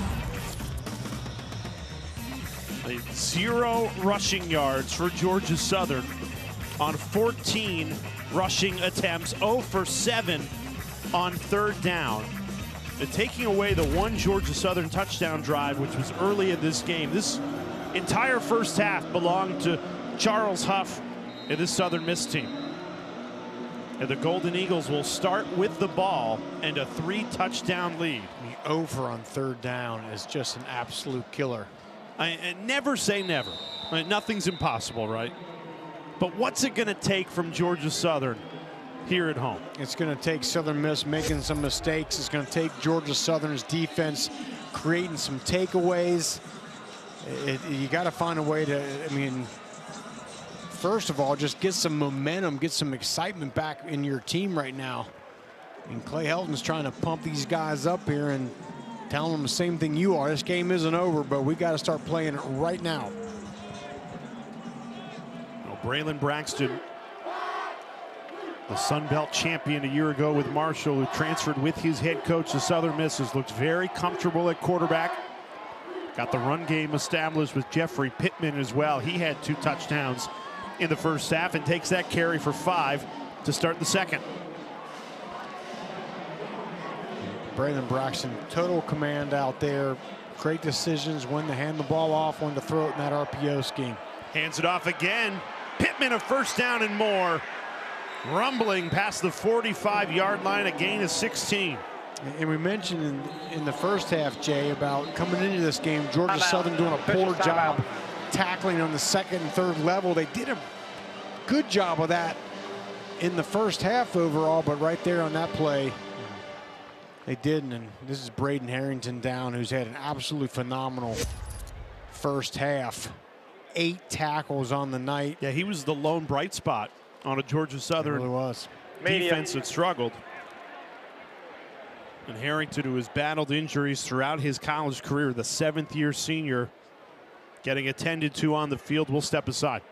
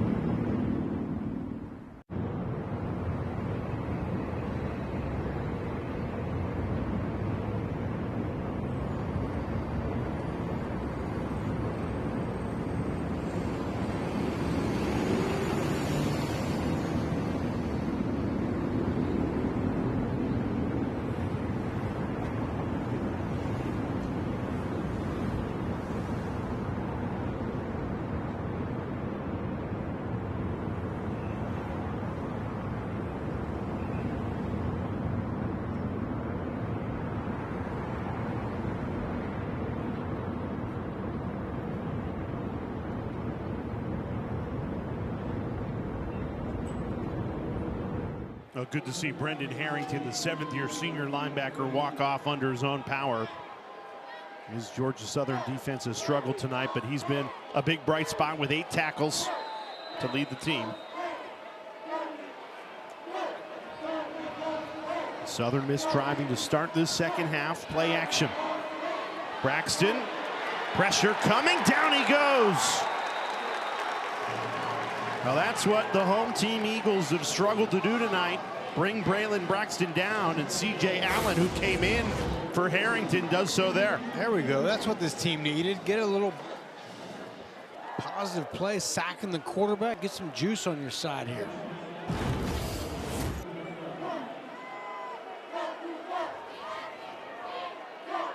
Second and 14 after the sack. Braxton, good protection this time, slings it over the middle. It's caught right at the 50. Elijah Metcalf, gain of 8. I tell you, just from last year to this year, Jay, watching Braxton, his accuracy has really improved. I mean, he had a ton of time right there, but he fit that ball right in between 3 blue jerseys on that play. He's been doing it all night. 3rd and 6 upcoming. What is it when a quarterback improves accuracy? Usually, what were they working on in the offseason? I think it's timing, it's rhythm, it's you know, getting with your wide receivers, the rapport of knowing where they're going to be and having confidence in that. Braxton, flush left.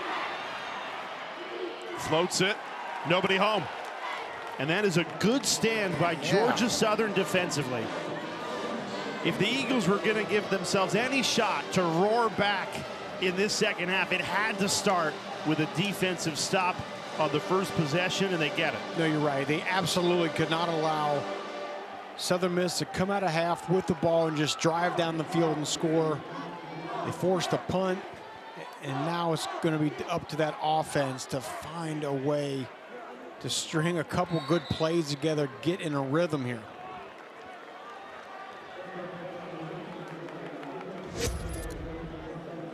Well, they had 48 yards on their touchdown drive. On all the other 8 drives in that first half combined, they had a total of 48 yards. It's just been a strain. It really has. And, you know, J.C. French, I think coming into this game early in this season, played well, but he has the turnovers tonight. Some Clay Helton, you know, has been just preaching to him. We can't have those untimely interceptions. A direct snap to the running back. O.J. Arnold running left. Flies forward for a Georgia Southern first down. Amir Foster finally took him down after a gain of 11. There we go, first down. First play of the drive, get some positive momentum.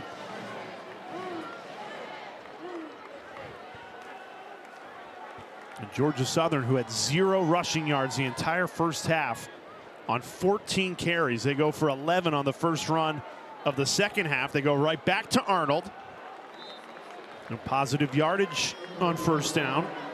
And Arnold got up in that hole. He was trying to find a little daylight that just pop that thing out of it. Just didn't really come open for him.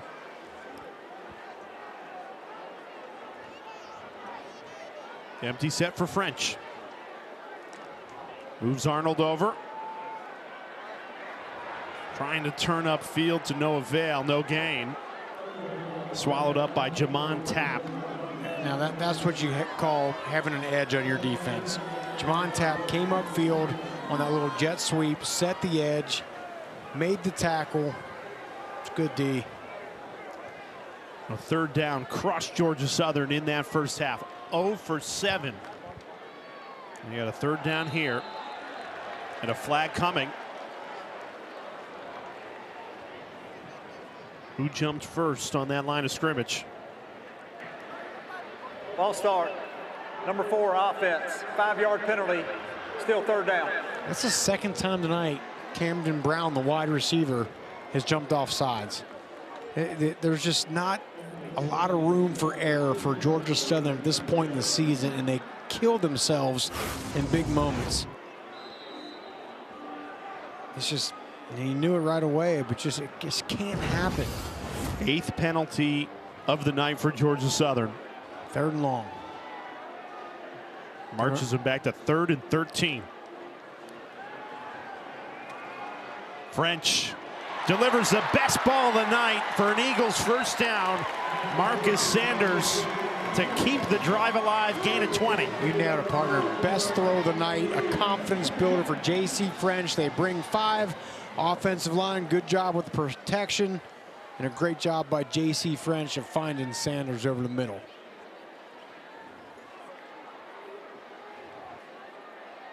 I really would like to see them get up to the line and go tempo.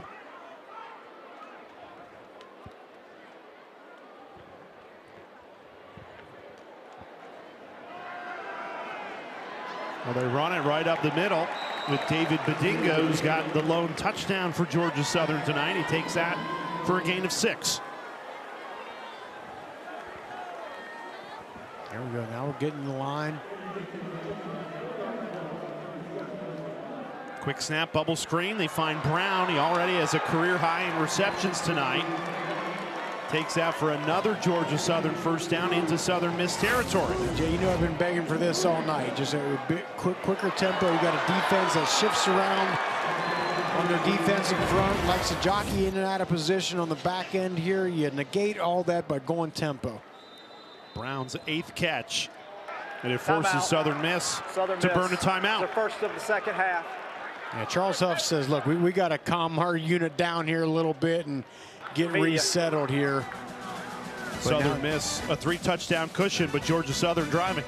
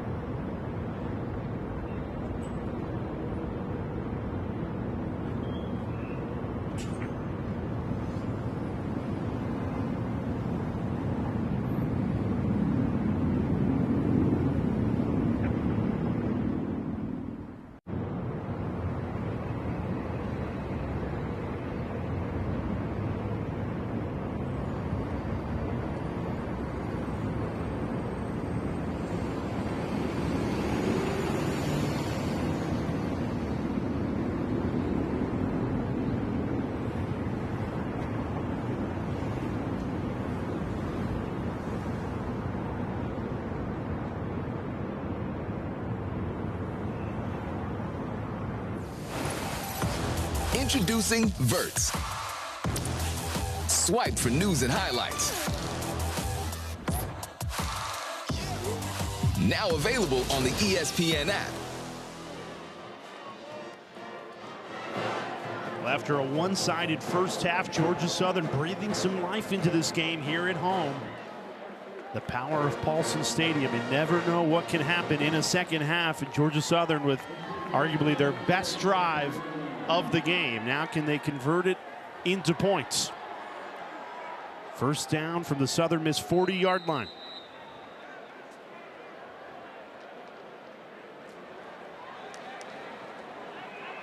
J.C. French, quarterback keeper.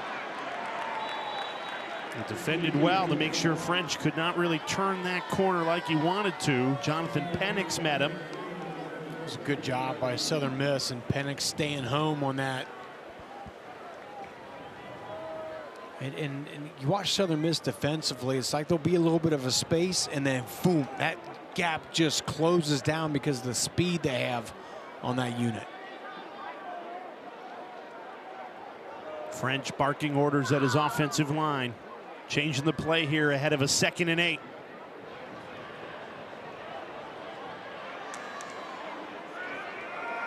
Hands it off, Badinga up the middle. Gain of 3 to set up a 3rd and manageable here at the 35-yard line. Did like that play call there. Clearly Southern Miss thought Georgia Southern was going to throw right there. They hand the ball off and pick up a couple. And you're probably in 4-down territory here. And there's your guy, Camden Brown, up at the top there. 6 receptions on the night.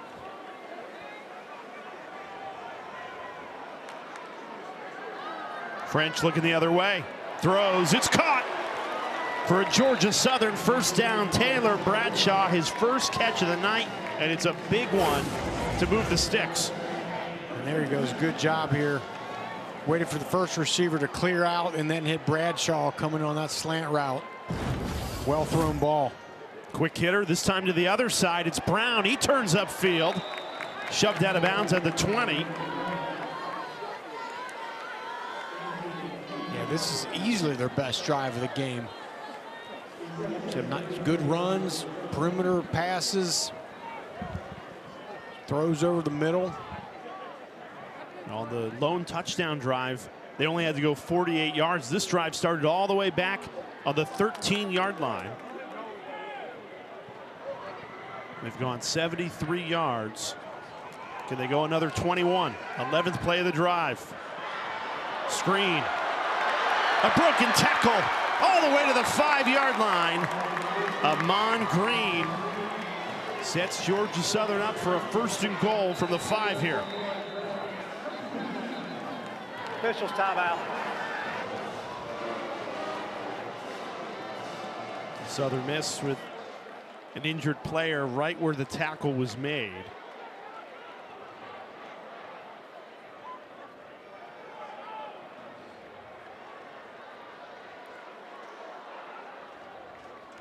Jameer Lewis getting attended to. Trying to see what happened. Good job of French getting the ball out of his hand quick. So he just got tangled up there. Southern Miss on Southern Miss crime there. Yeah, a little friendly fire.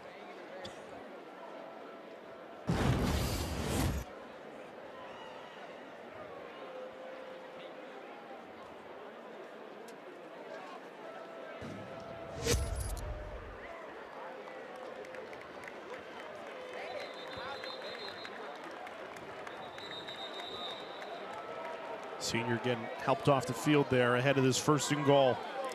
All right, now for Georgia Southern, J.C. French, important, it's critical. Don't try to force a ball and put it into harm's way right here. You put a nice drive together. This drive, 5 for 5, 62 yards. But just can't get sloppy, can't try to force something this area of the field. David Badinga's got the lone touchdown for Georgia Southern. He's in the game. Instead, French runs it himself. He's got blockers into the end zone. J.C. French, touchdown, Georgia Southern, as the Eagles breathe some life into this game.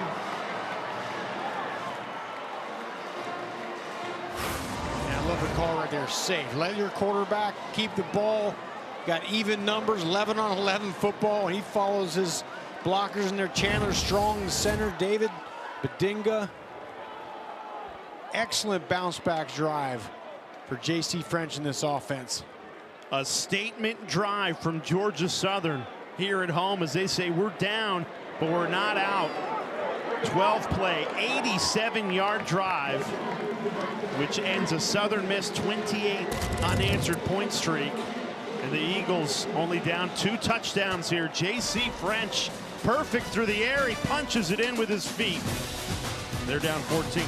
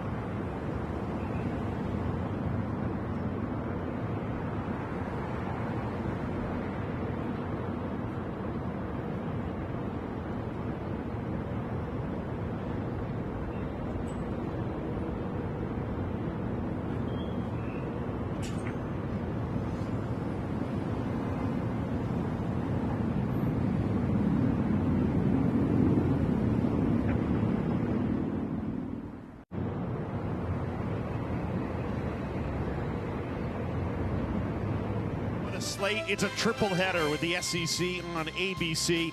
Alabama at Missouri kicks things off noon Eastern time. Then the All-State Red River rivalry between Oklahoma and Texas. Georgia at Auburn is the nightcap. 3 incredible games, the SEC on ABC. How about Ahmad Hardy? If you're a Sun Belt football fan, you know that name well. Rushed for ULM a year ago. Now the best running back in all of college football for Missouri as they go up against Alabama. And we had Ahmad Hardy in Mizzou when he rushed for over 200 against Louisiana a couple weeks ago. And look, Charles Huff right now is saying to his team, look, we got to kind of stop the bleeding here a little bit. Any coach will tell you, Jay, a 2-score lead is like the most uncomfortable lead you can have because, yeah, you're ahead by 2 scores, but the team is just knocking on the door to get back in this thing. They got to extinguish any hope Georgia Southern might have to get back in this thing. A 21-point cushion has already shrunk to just 14 midway through this third quarter. They go to the ground. Jeffrey Pittman plowing forward for a gain of 4. Nice. You see Southern Miss going with a little tempo here, getting lined up quick. You think that's to inject some urgency into the offense? Yeah, I just think you kind of get your juice flowing a little bit. You get a positive play for 5 yards on first down. Go try to follow it up with another. Play action. Pressure comes. Braxton gets rid of it, but a miscommunication there. Micah Davis cut off his route. Braxton sailed it, and now a critical third down upcoming. Here it is. Good job man coverage in that last one here. Let's see if Georgia Southern decides to bring pressure. They're showing pressure. They might look to drop some of those LBs out. Georgia Southern trying to swing the momentum in this second half. Can their defense get off the field on a 3rd and 6? Handoff Pittman, huge hole opens up. First down into the secondary. Jeffrey Pittman, a gain of 14 to keep the drive alive. Crusher for Georgia Southern. And there's a late flag thrown at the opposing 40-yard line. This is 20 yards away. Personal foul, unnecessary roughness, number 5 defense. That's a 15-yard penalty, first down. Goes from bad to worse for Georgia Southern. You let up the 3rd down conversion, then a personal foul to send the ball into Eagles territory. Wow, it was Aiden Jackson. And you could tell Georgia Southern was expecting pass on that play for the first down. I did not see the penalty on Aiden Jackson. 9th penalty tonight against Georgia Southern. Screen game. Good tackle there. Dorian Smith keeps it at only a gain of 6. Could have been more.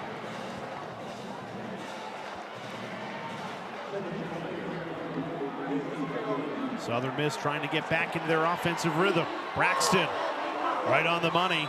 Another Golden Eagles first down, and they're knocking on the door of the red zone again.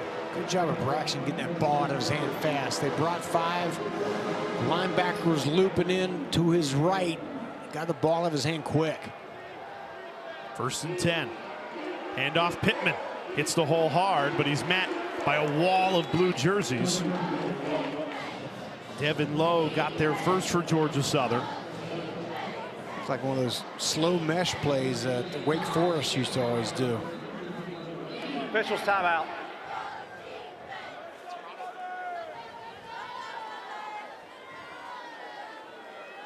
Well, that's Pittman, the ball carrier, who stays down.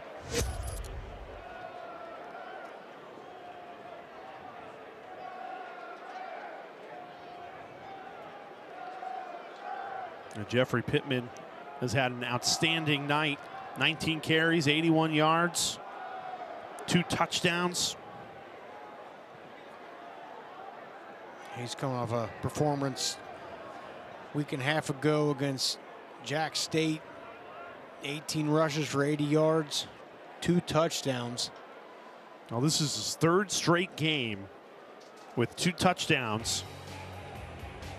He's been the bell cow out of the backfield for Southern Miss. Yeah, he has, and you know it's so critical when you're knocking on the door. You're inside that 10-yard line. Can you find a way to punch it in?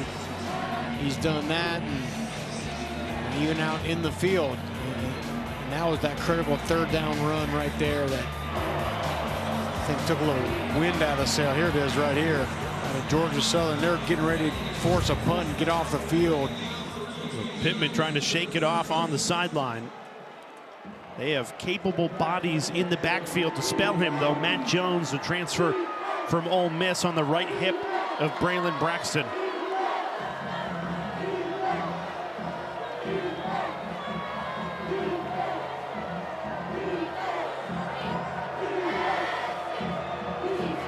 Braxton looking to throw it.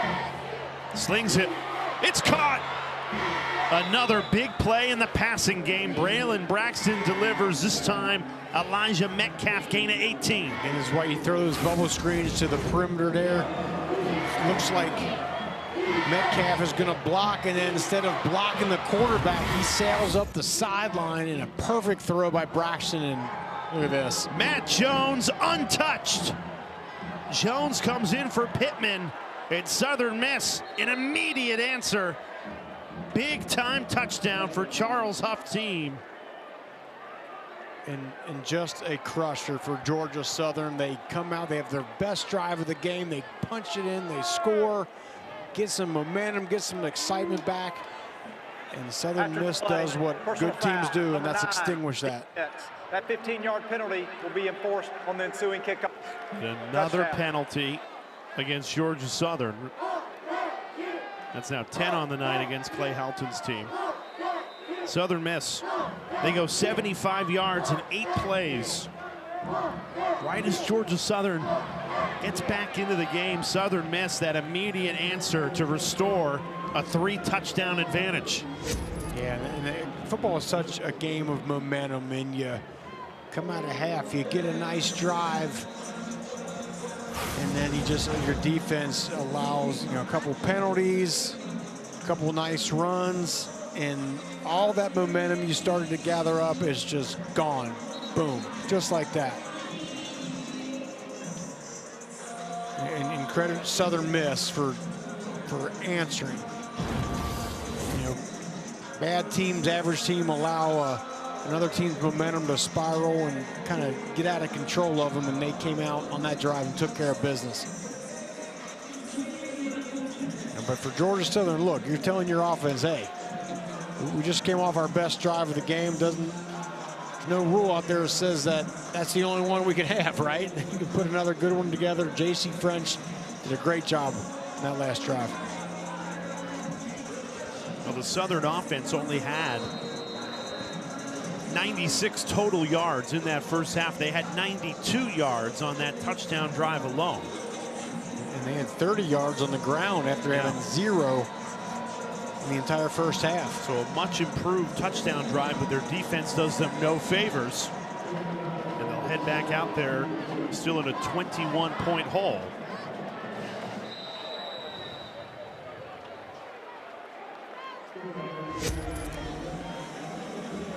Now, those are the numbers we were just talking about.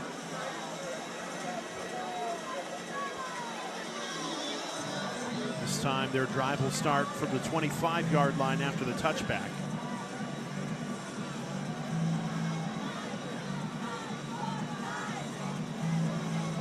Those 10 penalties so costly tonight for Georgia Southern.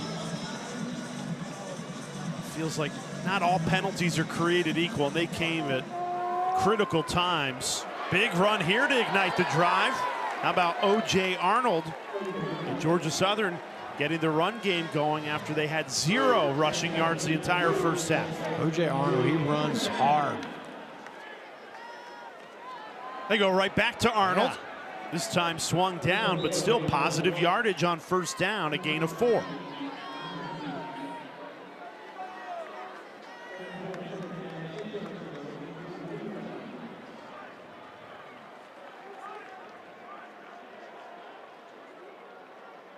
On Georgia Southern's lone touchdown drive of the first half, it was ignited by a flea flicker, and they haven't gone back to any trick plays.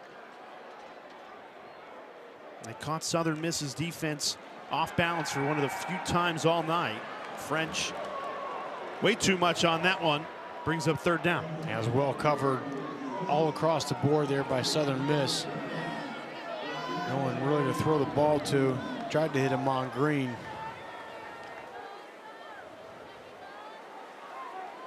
And if I'm Georgia Southern, I'm finding a way to scheme up to get that guy the ball right there. Camden Brown. He's over 100 yards on the night for a 3rd straight game. Career high 9 receptions. French looking Brown's way, decides to tuck and run. Diving forward, J.C. French does enough for a Georgia Southern first down. Keeps the drive alive with his legs. And that was a great job by French. As soon as he saw man coverage, man means the defense's back is turned to me as they run away with the receivers, tucks the ball and runs for a first down. Excellent. Well, French has looked a lot better in the second half. Threw 2 interceptions in the first. He is in command. Ball back in Southern Miss territory, a 1st and 10. French trying to escape that sack. Only loses 1. Michael Montgomery and Jamon Tapp combined for the sack there. Timeout. Officials timeout. That's J.J. Hawkins down for Southern Miss.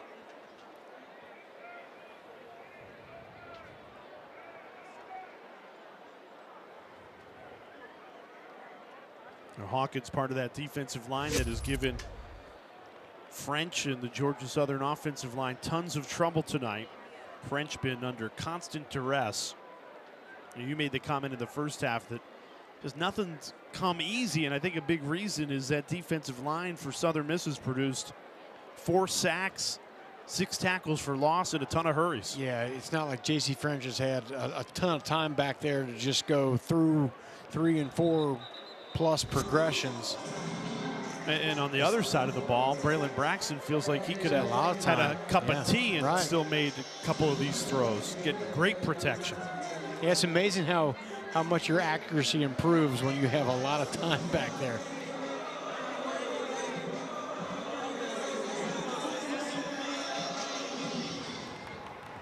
Second and 11 after the sack.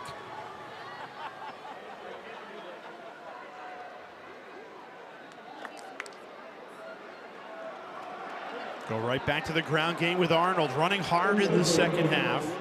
Gain of 7. If I'm this Georgia Southern offense, I'm inspired by how hard O.J. Arnold is running right now. 43 yards for Arnold in this second half. They go right back to him. Why not? And he picks up the first down. Needed 4, got 4. And Georgia Southern continues to move the chains in this second half. Been much improved since halftime. Yeah, I mean, and the difference, Jay, is they've found a way this half to run the football. Remember, 0 rush yards the first half. And it's been a different story with their run game here in the second. And on third down, they were 0 for 7 in the first half, 4 for 4 on third down in this third quarter. Play action. French taking a shot to the end zone. It's caught. Touchdown, Georgia Southern. Marcus Sanders.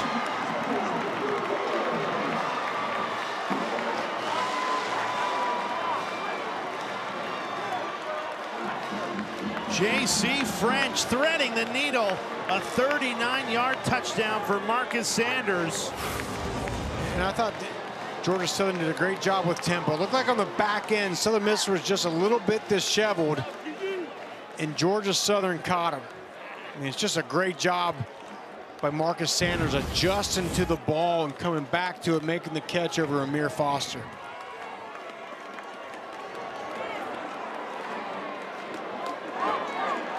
So after a first half that Southern Miss dominated, Georgia Southern in this third quarter, back-to-back touchdown drives.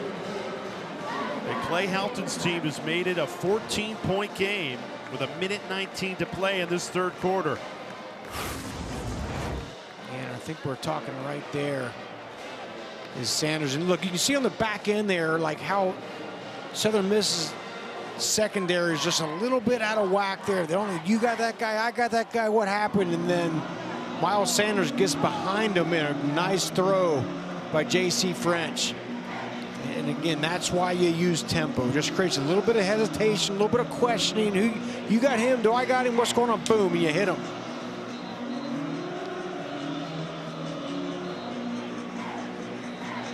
And for Georgia Southern, Clay Helton, you got to be proud of your quarterback, J.C. French. 2 interceptions in the first half. It looked like the wheels were getting ready to come off.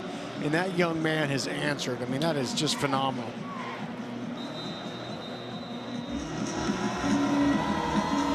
And you're at home, and Southern Miss comes in and scores 28 unanswered on you. Has a 3-touchdown lead at halftime. You don't know how a team's going to respond. Half the stadium empties out, and Georgia Southern has responded incredibly positively to be back in this game. 14-point game, as we remind you, Saturday, 8 a.m. Eastern time. Do not miss it on the all-new ESPN app. It's the Crown Jewel down under in Perth, Australia, the 7th annual Crown Jewel WWE event. John Cena continuing his retirement tour. Do not miss it. I'll tell you what, if I'm Brandon Bailey right now, Georgia Southern's defensive coordinator, I'm dialing up some pressure. I want to try to force a bad throw. A takeaway at this point in the game would be absolutely crucial to get some momentum back. And Jeffrey Pittman back into the game after he went down injured on the previous drive. Matt Jones came in and scored the touchdown for Southern Miss out of the backfield. And this Georgia Southern defense has 7 takeaways on the season, got none in their last game against JMU and none so far tonight. So the Eagles offense has done their part of this third quarter. Could the Georgia Southern defense deliver? Pittman running hard. Takes that for a Southern Miss first down. Southern Miss looks content to just keep running that ball with Pittman. And they're slowing things down a little bit. They're going to try to get this thing to the fourth quarter. Have to run one play. Pittman's up to 93 yards on the night. This will be the final play of this third quarter. Southern Miss with the ball and a 2-touchdown lead. They go right back to Pittman, his third straight carry. And we head to the fourth quarter. Southern Miss still in the driver's seat. That's the end of the third quarter. Looking for their first road win in nearly 2 years. But Georgia Southern saying, down but not out. 2 third-quarter touchdowns have given the Eagles a chance at what would be a Herculean comeback as we head to the fourth.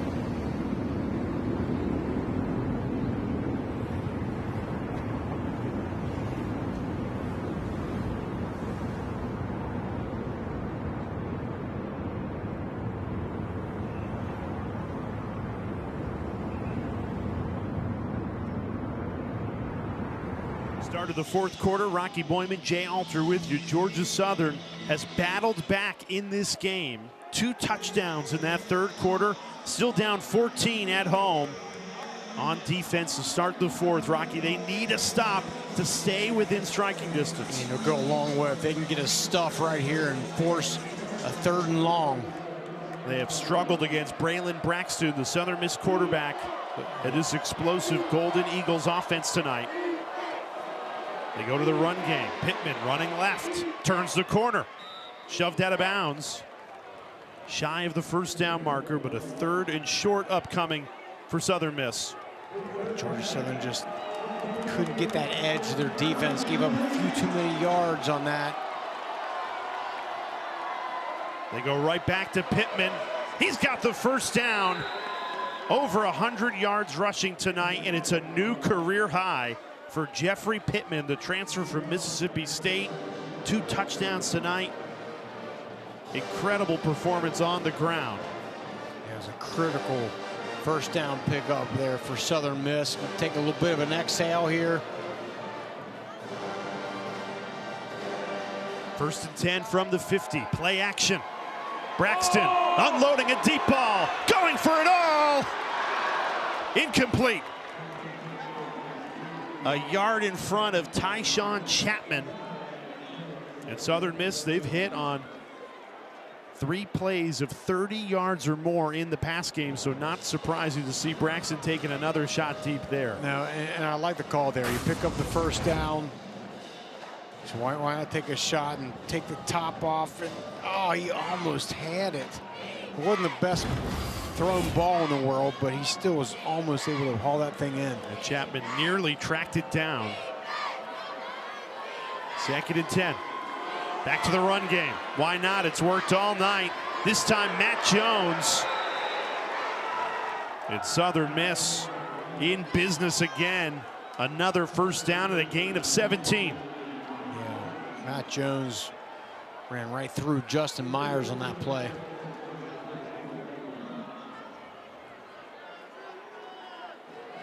Play action.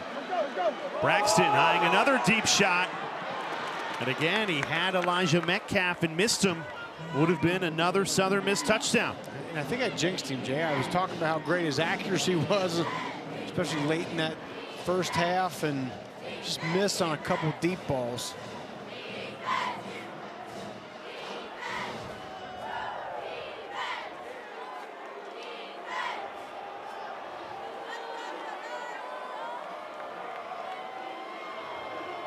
Feels like now or never time for this Georgia Southern defense. Desperate for a stop. Trailing 2 touchdowns at the start of this fourth quarter. Pittman. Nice. Not much running room. That's what Georgia Southern has been looking for. With Dorian Smith and Devon Lowe combining on the stop. And that was, Dorian Smith comes up and makes a heck of a play right there. That's some of those tackles this linebacking core and secondary has been missing a lot, and now a critical 3rd down. And if I'm Georgia Southern, I am bringing some pressure, but maintaining my gap integrity and not allowing Braylon Braxton to take off and use his legs up the middle. I cannot allow him to just sit back in that pocket and look around and make a late throw. 3rd and 7. They run it with Pittman. Turns the corner, and he's got the first down. That is a back-breaking run by Jeffrey Pittman. A gain of 8 on 3rd and 7. No edge, right? That's what I said. There was a point of emphasis coming into this game. We got to have an edge in the defense. Just allow Southern Miss to run around the left side. Quick hitter. And a good tackle that time. Dorian Smith doing it all on this drive. He's been the bright spot defensively out of the secondary.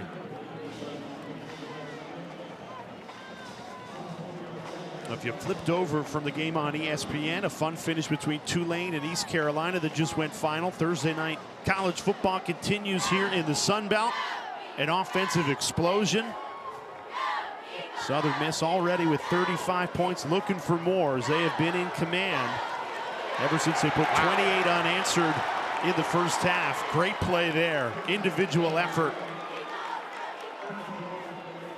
MJ Stroud, the redshirt junior from Covington, Georgia, bringing down a 240-pound quarterback. Say that was a big boy tackle. I mean, Stroud just shot out of a cannon and brings down Braylon Braxton. As we mentioned, he goes 240. Took him right to the earth. Incredibly elusive. The fifth-year senior quarterback who's been trouble tonight for Georgia Southern. Brought down that time for a loss of 4 and sets up a 3rd and 15. Southern Miss 2 for 2 on 3rd down on this drive. Can they do it again? Braxton in trouble. Throws on the run. It's caught, but well short of the line to gain. Now a decision to make if you're Southern Miss head coach Charles Huff. Kick this thing. Kick it. Yeah, there you go. Their field goal kicker Reed Harradine has struggled this season, just 5 of 8. But remember, he had to take over punting duties for 2 weeks, which takes you out of your routine.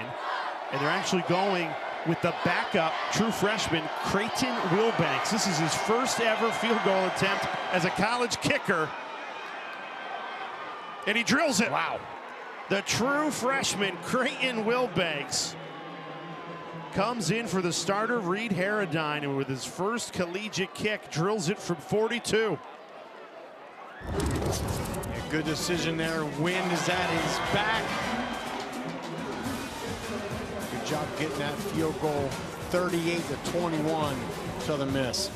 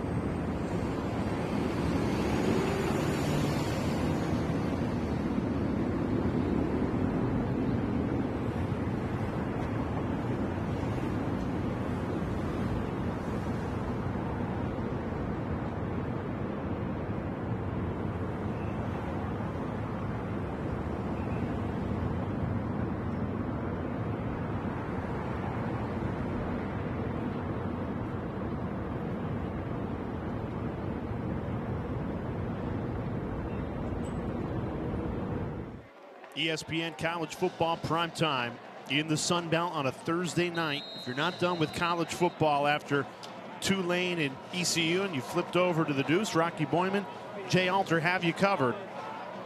Very impressive performance from Southern Miss, a program that just had one win all of last season.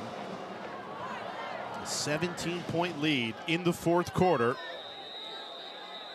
A statement performance on the road. Been very impressive with them offensively tonight, Rocky. Yeah, they've been great in all phases.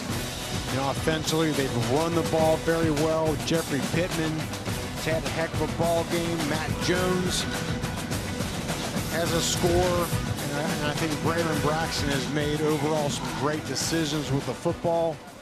Come up with a big throw when he's had to. Well, they scored 28 unanswered to finish that first half. They tacked on 10 points in the second half. And Georgia Southern, they've looked a lot better offensively since halftime. They've scored on back-to-back touchdown drives. Their defense hasn't given them much help, though. You're right, but the key to them having some successful drives here in the second half is getting positive plays on first down like we saw right there. Much easier to convert a 2nd and 1 than sitting there staring down the barrel of a 2nd and 8. Well, the first half, they had 14 carries, 0 rushing yards. So far in the second half, 14 carries, 75 rushing yards. French, the quarterback, escapes the sack, takes it for a first down. He's been much more in command, confident in the second half. And that's fine. You know, the throw isn't there. Instead of trying to force someone, wait for a guy to get open against this defensive front as they're closing in, boom, tuck that thing, pick up the first. French looking to the air. Good throw. Completes another ball. He's been dialed in the second half. Finds Dallin Cobb that time for a gain of 17. 2 straight drive. They had a 12-play, 87-yard touchdown drive, and then an 8-play, 75-yard touchdown drive. Looking good on this one. A pump and go. French going for it all. And it's incomplete. He had Camden Brown. Corey Myrick closed late. I'm trying to figure out how he missed this thing. Just goes right through his hand. I mean, it's a little bit behind him, but Myrick did just enough to throw Brown off, who's had a career night. Wow. Over 100 yards receiving, a career high 9 receptions, but couldn't connect that time. 9 minutes remaining in this fourth quarter. Georgia Southern looking for a Herculean comeback and another big play in the passing game as French picks out the tight end, Amon Green. Just so impressed with J.C. French. He had a bad first half, and he has absolutely come out, put all that aside, and made some great throws. Timeout taken by Southern Miss. Prior to the snap, timeout, Southern Miss. Media. Charles Huff's team with a 17-point lead needs to talk things over on defense.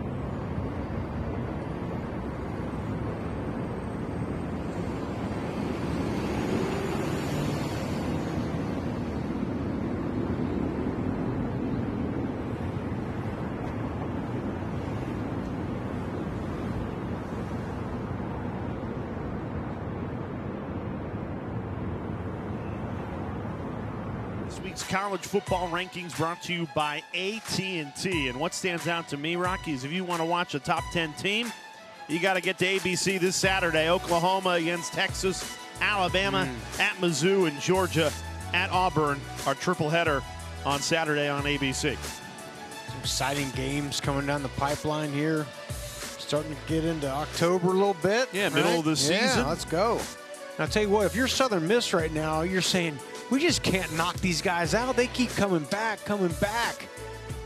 Yeah, Southern Miss led 28-7 at halftime. Georgia Southern's been terrific offensively in this second half. They were driving with the ball here, trailing by 17.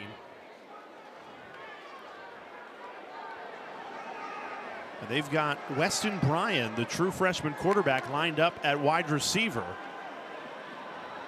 French throws, and it's intercepted. J.C. French has thrown his third interception of the night. Josh Moten. Throwing on the field is an interception. First down, Southern Miss. There was a miscommunication there between French and his wide receiver. Yeah, either way, you just can't throw a ball into double coverage. I mean, look at this. There's just nothing but white jerseys around Camden Brown. And I don't know what they were trying to accomplish with bringing Weston Bryan in. Yeah, that's Weston Bryan, number 9. He's the backup quarterback. When we saw him coming in, you're thinking maybe it's a double pass. Yeah, instead he runs a flat route. I don't really know what they were trying to accomplish there. Third interception of the night for J.C. French, and by far the most costly. Southern Miss takes over. It's a 3-score game with a 17-point lead, and a Southern Miss team that's so effective running the ball that they can just drain this clock. And that's exactly what they plan on doing right here.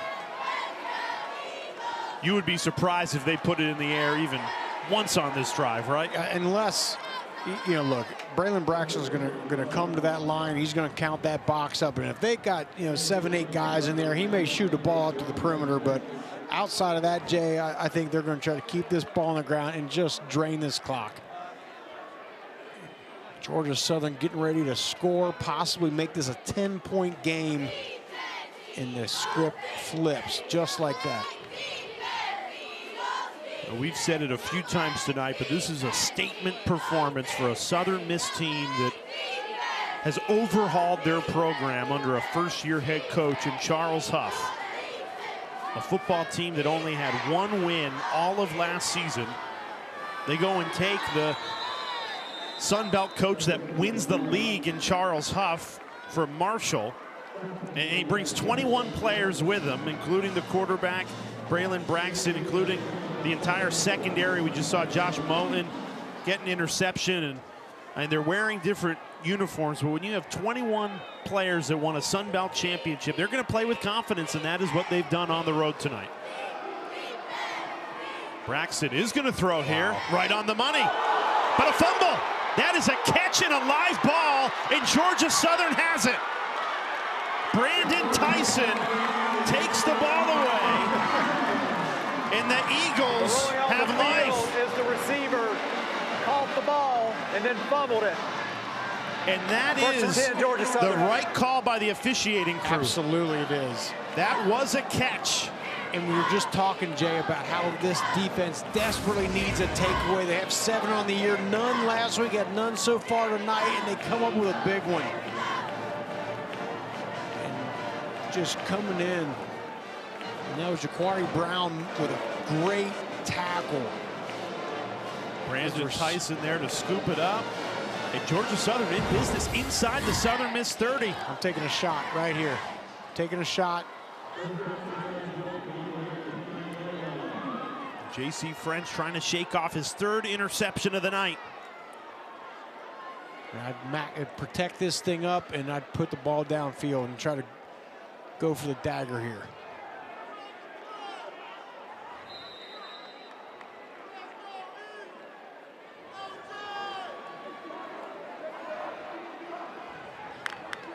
Seven minutes remaining. Georgia Southern given a lifeline. French scrambles for positive yardage. That's it. Decent decision there.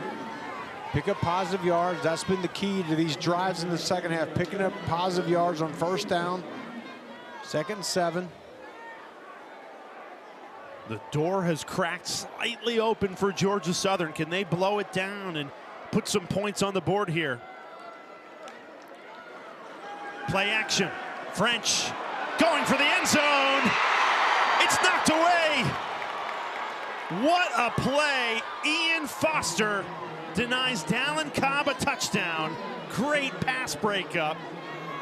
And Ian Foster, Jay, is one of the best safeties in the entire Sun Belt. Just a great job running stride for stride. Just keeps battling, punching, fighting, scratching, clawing, trying to pull that.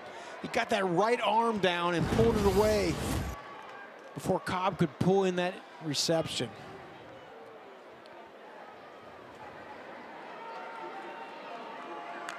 Georgia Southern, a 3rd and 7. French throws. It's caught. Camden Brown spins free and scores! Camden Brown, shedding tacklers, dives in for a Georgia Southern touchdown. We got a ball game here, boys. Georgia Southern had been left for dead, trailing by 3 touchdowns, and if the extra point is good, they have cut it to 10. The Eagles cash in on the fumble and are right back in it with 6:20 to play. If you're Southern Miss, again, you're starting to tighten up a little bit. You're saying, hey, we just can't knock these guys out. We can't put them down on the mat.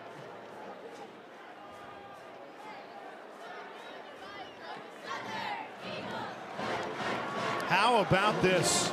The Georgia Southern offense, 3 touchdowns in this second half. J.C. French, he's overcome throwing 3 interceptions, and he's got his team within striking distance, trying to pull off an incredible comeback, down 10.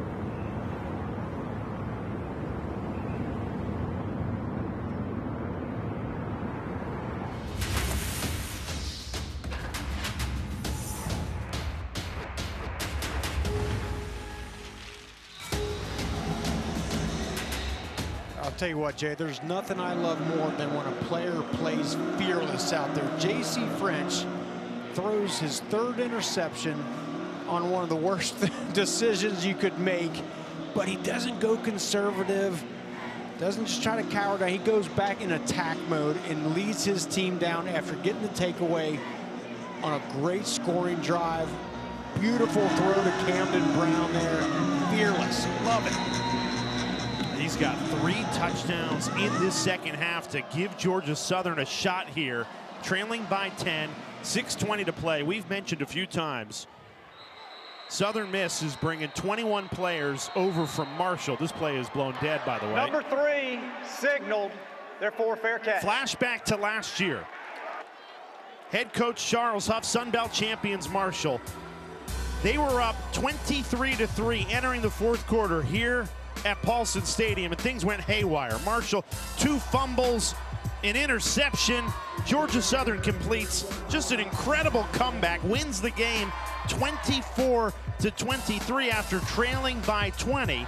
And you have to think the 21 players that were on the field that day for Marshall that came to Southern Miss. You know, they fumbled on the previous drive. Georgia Southern cashes in for the touchdown. I guarantee you that drive last year is going through Charles Huff's head right now, saying we got to close the door on this comeback. Looking for a response, not going to get one on the first down run by Pittman. Gang tackled, no gain. Charles Huff said, what do I got to do to just lay the hammer down and close this game out? And can't do it. MJ Stroud, the redshirt junior defensive end, stays down after he made the tackle for Georgia Southern. You know, talking to Huff, we brought up that 4th quarter collapse last year against Georgia Southern, and he said that's actually the moment that led us to winning the Sun Belt. Yep. Because you went into the locker room and go, this is what happens when you don't take care of your business during the week in practice. And the response from that was they won every game they played the rest of the year, winning a Sun Belt championship, and then moving over to, you go from the top of the conference to the bottom of the conference, Sun Belt champs, to then 1-win Southern Miss. And you take 21 players with you, 10 coaches with you. They've turned it around. Now can they close the deal and win their first road game in almost 2 years? And this is a big moment for Braylon Braxton here. I think one of the best quarterbacks in the Sun Belt Conference. Can he find a way to just shut down this comeback by Georgia Southern? He was one of those 21 players that came with Coach Huff to Hattiesburg from Marshall. They go back to the run game. Micah Davis couldn't turn the corner. Defended brilliantly by Georgia Southern. Yeah, and Brendan Harrington has just had a fantastic football game, roaming the middle of that field for Georgia Southern. A huge tackle right there. You can feel the momentum swinging to Georgia Southern, and Clay Helton decides to use the timeout, preserve some clock ahead of this 3rd and 9. So he's got 2 timeouts remaining. And you know, Clay Helton's reminding everybody that they're capable of crazy comebacks. We just showed you the one they had against Marshall last year, and they were down 3 touchdowns at halftime. They have battled back and then some, Rocky. Yeah, J.C. French is just not, mailed this thing in. And this is the key play right here. I mean, Southern Miss converts this. They run the ball. The rest of that drive here and bleed that clock out. They get the big takeaway, and then J.C. French escaping the pocket, eyes downfield. Try a jet sweep here on 3rd and 9. Doesn't work. The Georgia Southern defense delivers. Dorian Smith. Clay Helton uses another timeout to stop the clock. Timeout. Georgia. It's their 2nd of the half. Reset the game clock to 5:43. 5:43. This will be 30 seconds in late. And Southern Miss is going to have to punt this ball away. 5:43. Game clock's at 5:43. The perimeter tackling there's been such a difference. They made it a point of emphasis in the bye week. We got to tackle better. We got to tackle better in our secondary. And Dorian Smith has played a heck of a ball game doing just that. Firing this team up. And those that have stayed late here on a Thursday night, we're past 11:25 Eastern time. They are being rewarded at Paulson Stadium as the home team is trying to engineer a Herculean comeback. Another short punt. They've gone back and forth between Reed Harradine and Jack Murley in the punting game. Only goes for 34 yards, and that's where the Georgia Southern offense will take over. A Southern Miss 21-point lead has shrunk to 10, and the Eagles with a huge opportunity with the ball. And look at those 4 drives in the second half. Touchdown, touchdown. They were driving in the red zone when J.C. French threw an interception and then responded with a touchdown. And if I am Southern Miss's defense, I am finding out where number 4 is. He's at the bottom of your screen, Camden Brown. He's got 10 receptions for 127 yards and touchdowns. Had that last touchdown. I'm not going to let Georgia Southern's best player beat me right here.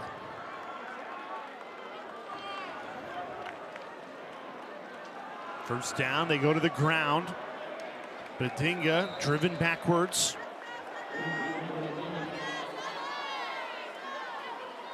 And that's the thing for Georgia Southern. You don't necessarily need to go in too much of a hurry. You still got more than 5 minutes left in this game. French hesitates, then throws. It's caught, but well short of the first down. Marcus Sanders. And we got such a great matchup here. You see the bottom of your screen, Camden Brown on Josh Moten right there. One of the Sun Belt's best cornerbacks. See these two go at it. French goes to Brown, completes the pass.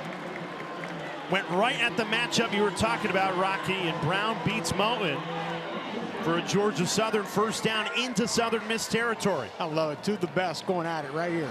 One-on-one, mano-y-mano.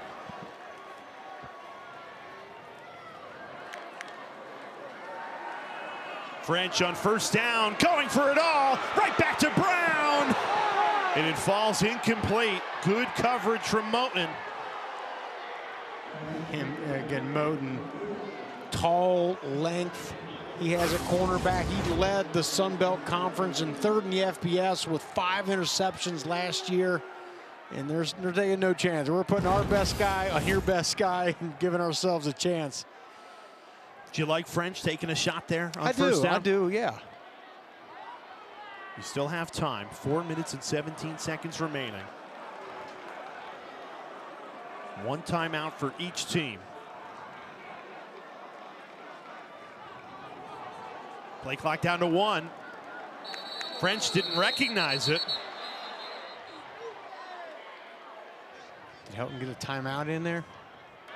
Delay a game, No. offense. Well, I don't know if you even want to use your last timeout there. You don't want to.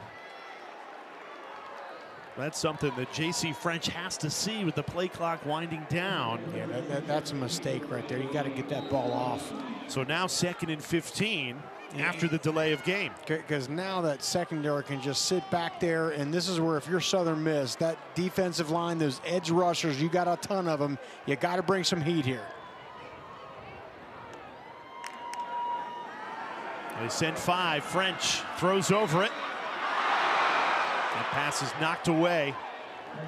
Marcus Sanders met by Jonathan Penix. Penix stays down. And he went sky high to knock that ball down. 3rd and 15 upcoming as Penix gets looked at near the Southern Miss sideline. And they're going for it all right there. Ball could have been caught.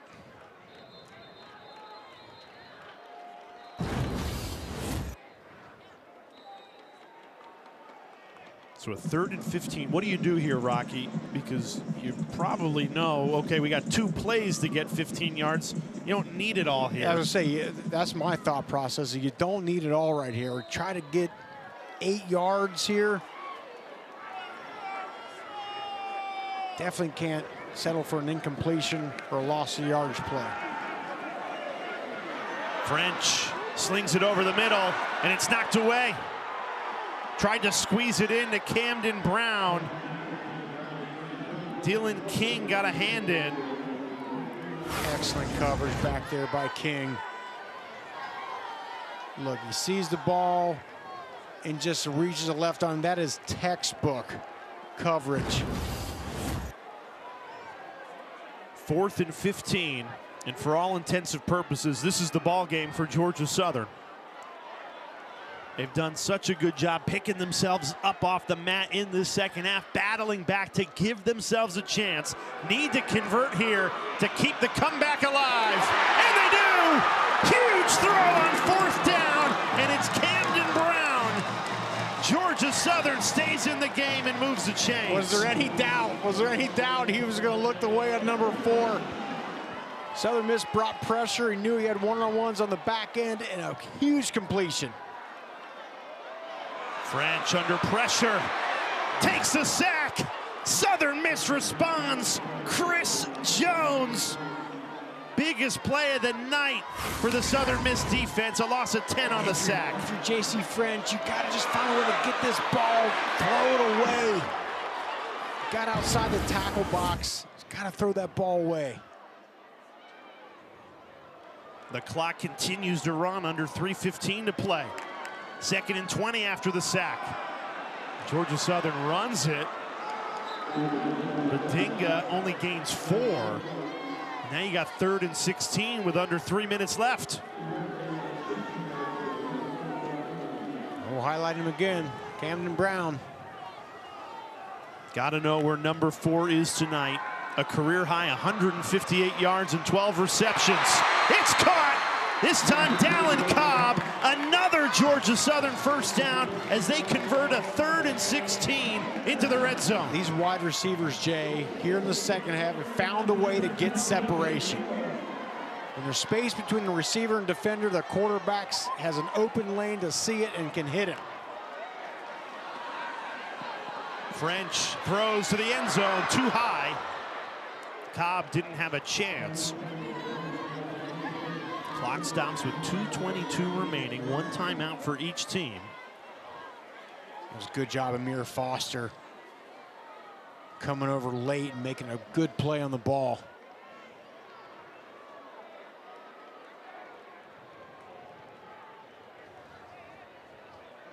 This rush for Southern Miss has not had the impact it's had in the first half.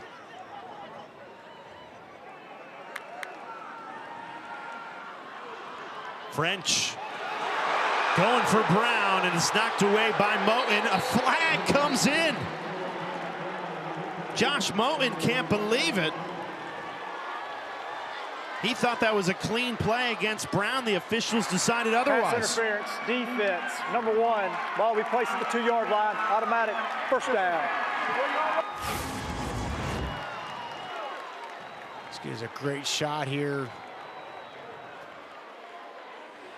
It's close. That looked like 2 guys fighting for the ball there. I didn't see it. Didn't look like his left arm got around Brown's. 1st and goal. French takes it himself, untouched. Touchdown, Georgia Southern. How about this? Southern Miss led by 21 in the second half, and J.C. French has fought back. And the Eagles are back within 4 with 2:14 remaining. A chance to make it a 3-point game with the extra point. For Charles Huff, this is deja vu, right? Last year when he's coaching Marshall, Georgia Southern with a late comeback, and just extremely proud of that young man right there, J.C. French, coming up big in big moments.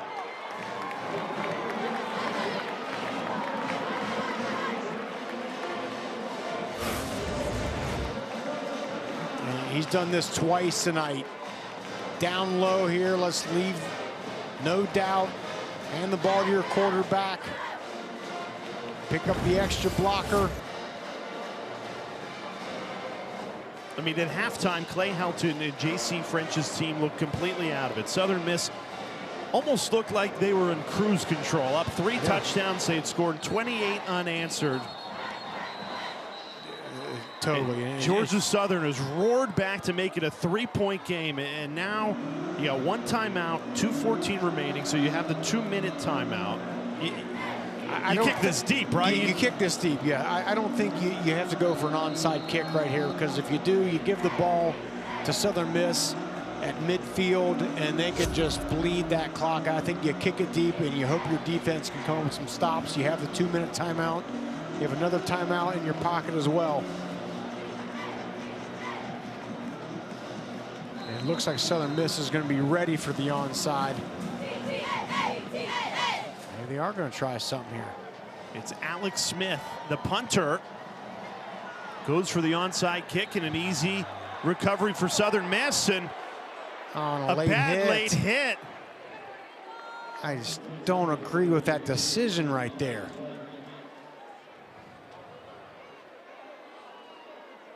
_12th penalty of the night against Georgia Southern. Play, personal foul, unnecessary roughness, 26, kicking team. 15 yards is added to the dead ball spot, first down. I mean, you do all of this in the second half to battle back, to give your defense a chance. You got the 2-minute timeout. You got a timeout. I don't think you need to go for the onside kick. You don't need to go for the onside kick. And you certainly don't need a personal foul. Yeah, and Huff is fired up because he knows that's exactly what he wanted to happen. Give us the ball at midfield, and then the penalty, which he just absolutely cannot have. 2:14, 2-1-4. Now the ball's placed all the way at the Georgia Southern 35-yard line.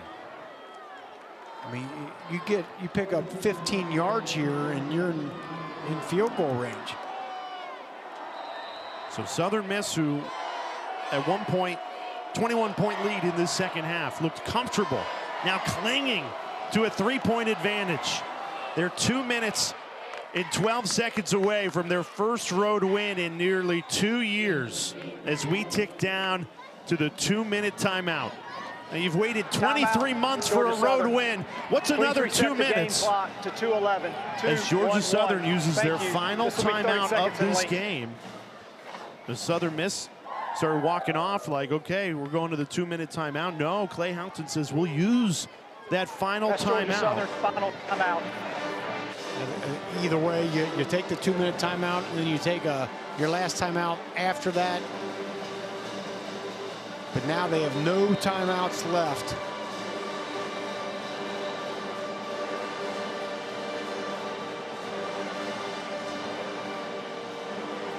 And for Southern Miss, it's, you know, more or less, you get a first down, you can close this game out.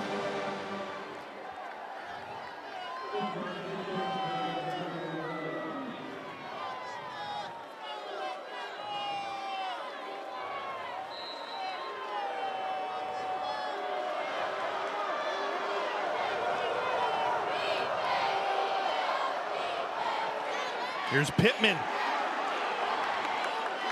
Gang tackled, pushing the pile, churning his legs. How about the extra effort from Jeffrey Pittman, who was met at the line of scrimmage and carried Georgia Southern's defense for 6 yards. An impressive run, and it's a first down, 2-minute timeout. How about Pittman?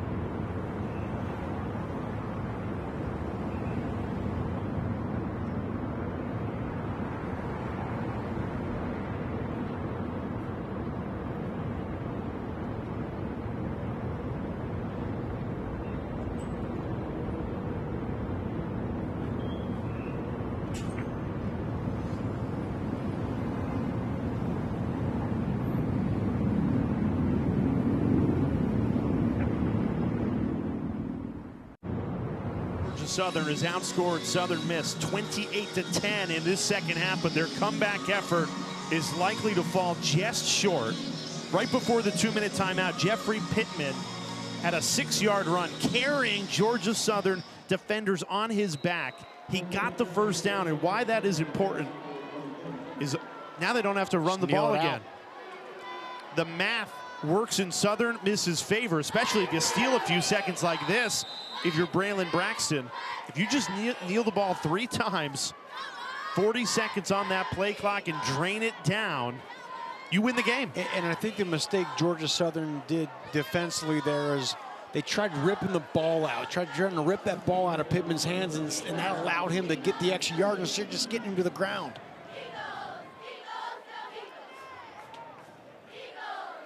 You have to give a ton of credit to Clay Helton's team for not giving up in this second half when they trailed by 21 midway through the third quarter. But Southern Miss did just enough to hang on.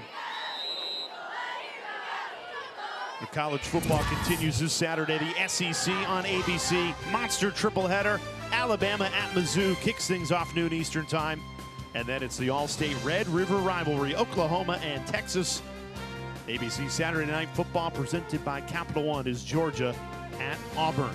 Well, you said it, Jay. You got to give Clay Helton a ton of credit here. His team came back out in the second half, fought back. J.C. French played one of the best halves of football. But ultimately, the Sun Belt on a Thursday night belongs to Southern Miss. Charles Huff's team comes into Statesboro and leaves with their first road win since November 2023. He told us this week, we got to prove we can do it on the road, and that's exactly what Southern Miss did tonight. A statement win to show that this program that just won 1 game all of last season can run the table and win the Sun Belt this year. And look, I know there's a lot of downsides of the transfer portal, but one of the huge upsides is you can take a team that won 1 game last year and flip the script just like that. It's always hard, Jay, to come in on a short week, on a weeknight, come into an opponent's place and come away with a victory, but Southern Miss and Charles Huff and company are going to do just that. Well, Braylon Braxton, Charles Huff, an impressive road win. They take it 38-35 in a thriller. For Rocky Boyman, I'm Jay Alter. So long from Statesboro. Thanks for joining us for College Football Prime Time on a Thursday night.